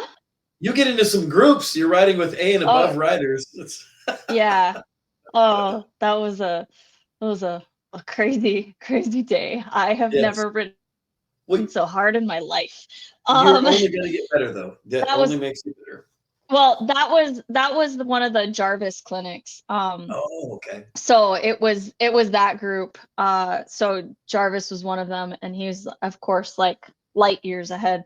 Yes. And they're all like playing in the creek when I showed up, and they're like, "Are you gonna jump in and swim?" And I'm like, "No, I gotta catch my breath, but thank Yeah. you." They're like, they had Yeah. been swimming for a while. Um, but yeah, so this dude was like, "Yeah, I'll take you," and I was like, "Okay, cool." And so 2 miles, cool. I got this. I was pretty tired. This is the longest Yes. I'd ever ridden. And then 12 miles later, I ran out of gas. Oh, he didn't know where he was. We got very lost, and Wow. thankfully we had found a road. Um, and I ran out of gas on the road. which also thankfully it was a road that was a little bit off camber, so I was able to put my foot down and not fall into the street. Oh, Um, yeah. Wow. but yeah, it was crazy because then I didn't know anybody, so I only knew one person, and I was like, I don't know who to call because like I don't know it. I don't have anybody's phone numbers. So that Yeah. dude had to call his wife to get the wife's number of one of the other guys in the group so they could. But it worked. It I was mean, it works. yeah. Yeah. Yeah. The I other get, time we were lost in the desert and yeah, I had to help us find our way back because we were going the complete wrong direction. ooh, And I was just like, "Are you sure you're following the GPS right?" She's like, "Yeah, I had it marked where the car is." And I'm like, "I feel like we were towards that mountain over there." She goes, "No, we're towards that mountain over there." I'm like, I'm pretty okay. sure we're not because we started in the morning and the sun was near the mountain, and we're going Yes. near the one that the sun is by now, Yeah. which is it's sunset almost. Opposite And direction. so, yeah, so I ended up finding our way back, and it was a very long day. But I mean, we only went like 20 miles that day, but that was when I was brand new on this bike. And so Yes. like 20 miles was the most I had gone on this Yeah. bike, and I was like, struggle busting and everything, and I had tried to like make this rock, and I had like shot my bike out from underneath me and rolled backwards on a rock, and so I was feeling it. Yeah. It was an adventure for sure. But yeah, it was crazy. I was like, "Oh my God, what am I doing? I'm not letting people lead me anymore, like unless they 100% know where they're at." Nobody Yes. with this, "Oh yeah, I'm pretty sure." No, you've got to know, you've got to have been on it 100 times or I'm not following you. Yeah. It works best for me if I actually if I'm not leading, I'm not paying attention. That's the problem. Yeah. So yeah, if I'm not the one in the lead, then I'm easily lost. So I try to run the Yeah. Avenza maps or on X, that kind of thing. Hmm. Yeah. No, I the did only that time I'll at do TKO. that is at like brushy. Brushy, I'll let myself like because I've got some amazing guys out there who lead Okay. me to the crazy places. And Yeah. that's the only time where I'm like, I'm not gonna pay attention. I'm just gonna focus on what I'm doing because I know that I'm not gonna get that lost. Hopefully. Yeah. Right on. Hopefully. Hopefully not. Yeah. Yeah. We could wrap it up in this last couple minutes. If you want to give a shout out or thank you to anybody, this is your Oh time to yeah. do it. Yeah. Um, Definitely Matt Adams with Champion Brick and what he's been able to bring about for my boys. And the sponsors, the sponsor list is, I was looking at it again today. It's growing. I mean, the Rob's It's performance for huge. sure on the top of the list with that. Like they said, it's really funny to see Yeah. that. Matt says, let's see what a 300-hour KTM 20, like a 2020 300-hour KTM 300XC can do from Rob's Mhm. performance, because Rob went through the motor already with it. So that's been great to see. I know that is I think it's I should get through this list. There's just been a lot of people that helped out. 171 Designs with Dan and Jessica Myers doing the shirt. Like I've got it with there's Tobin's shirt, right? So Yeah. he sold a lot of those shirts.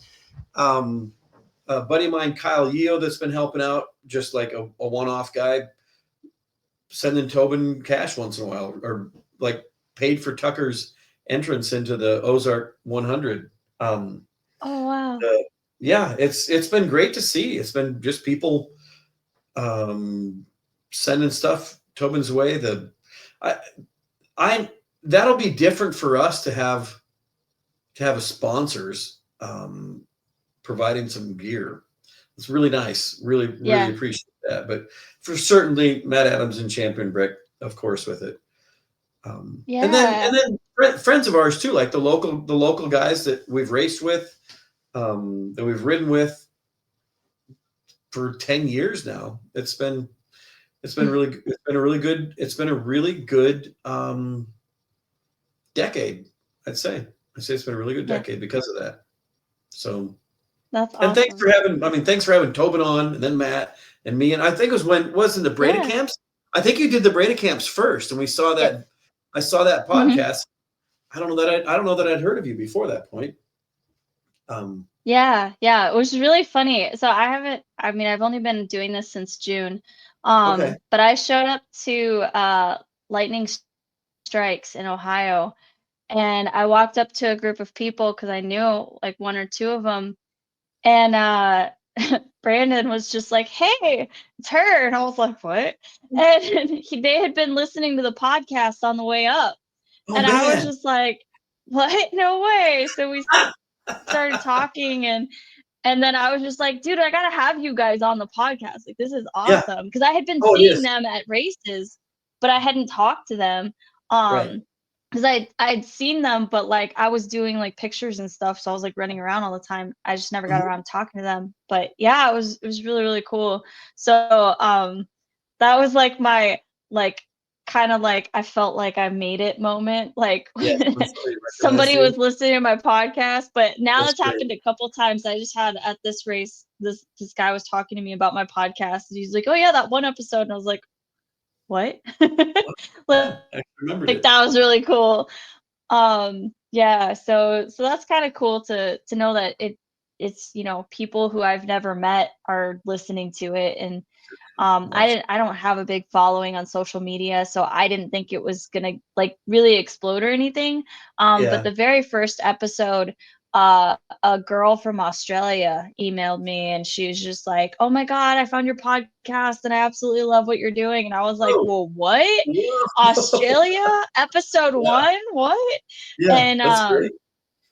yeah, now it's in 15 countries, and it's just like amazing.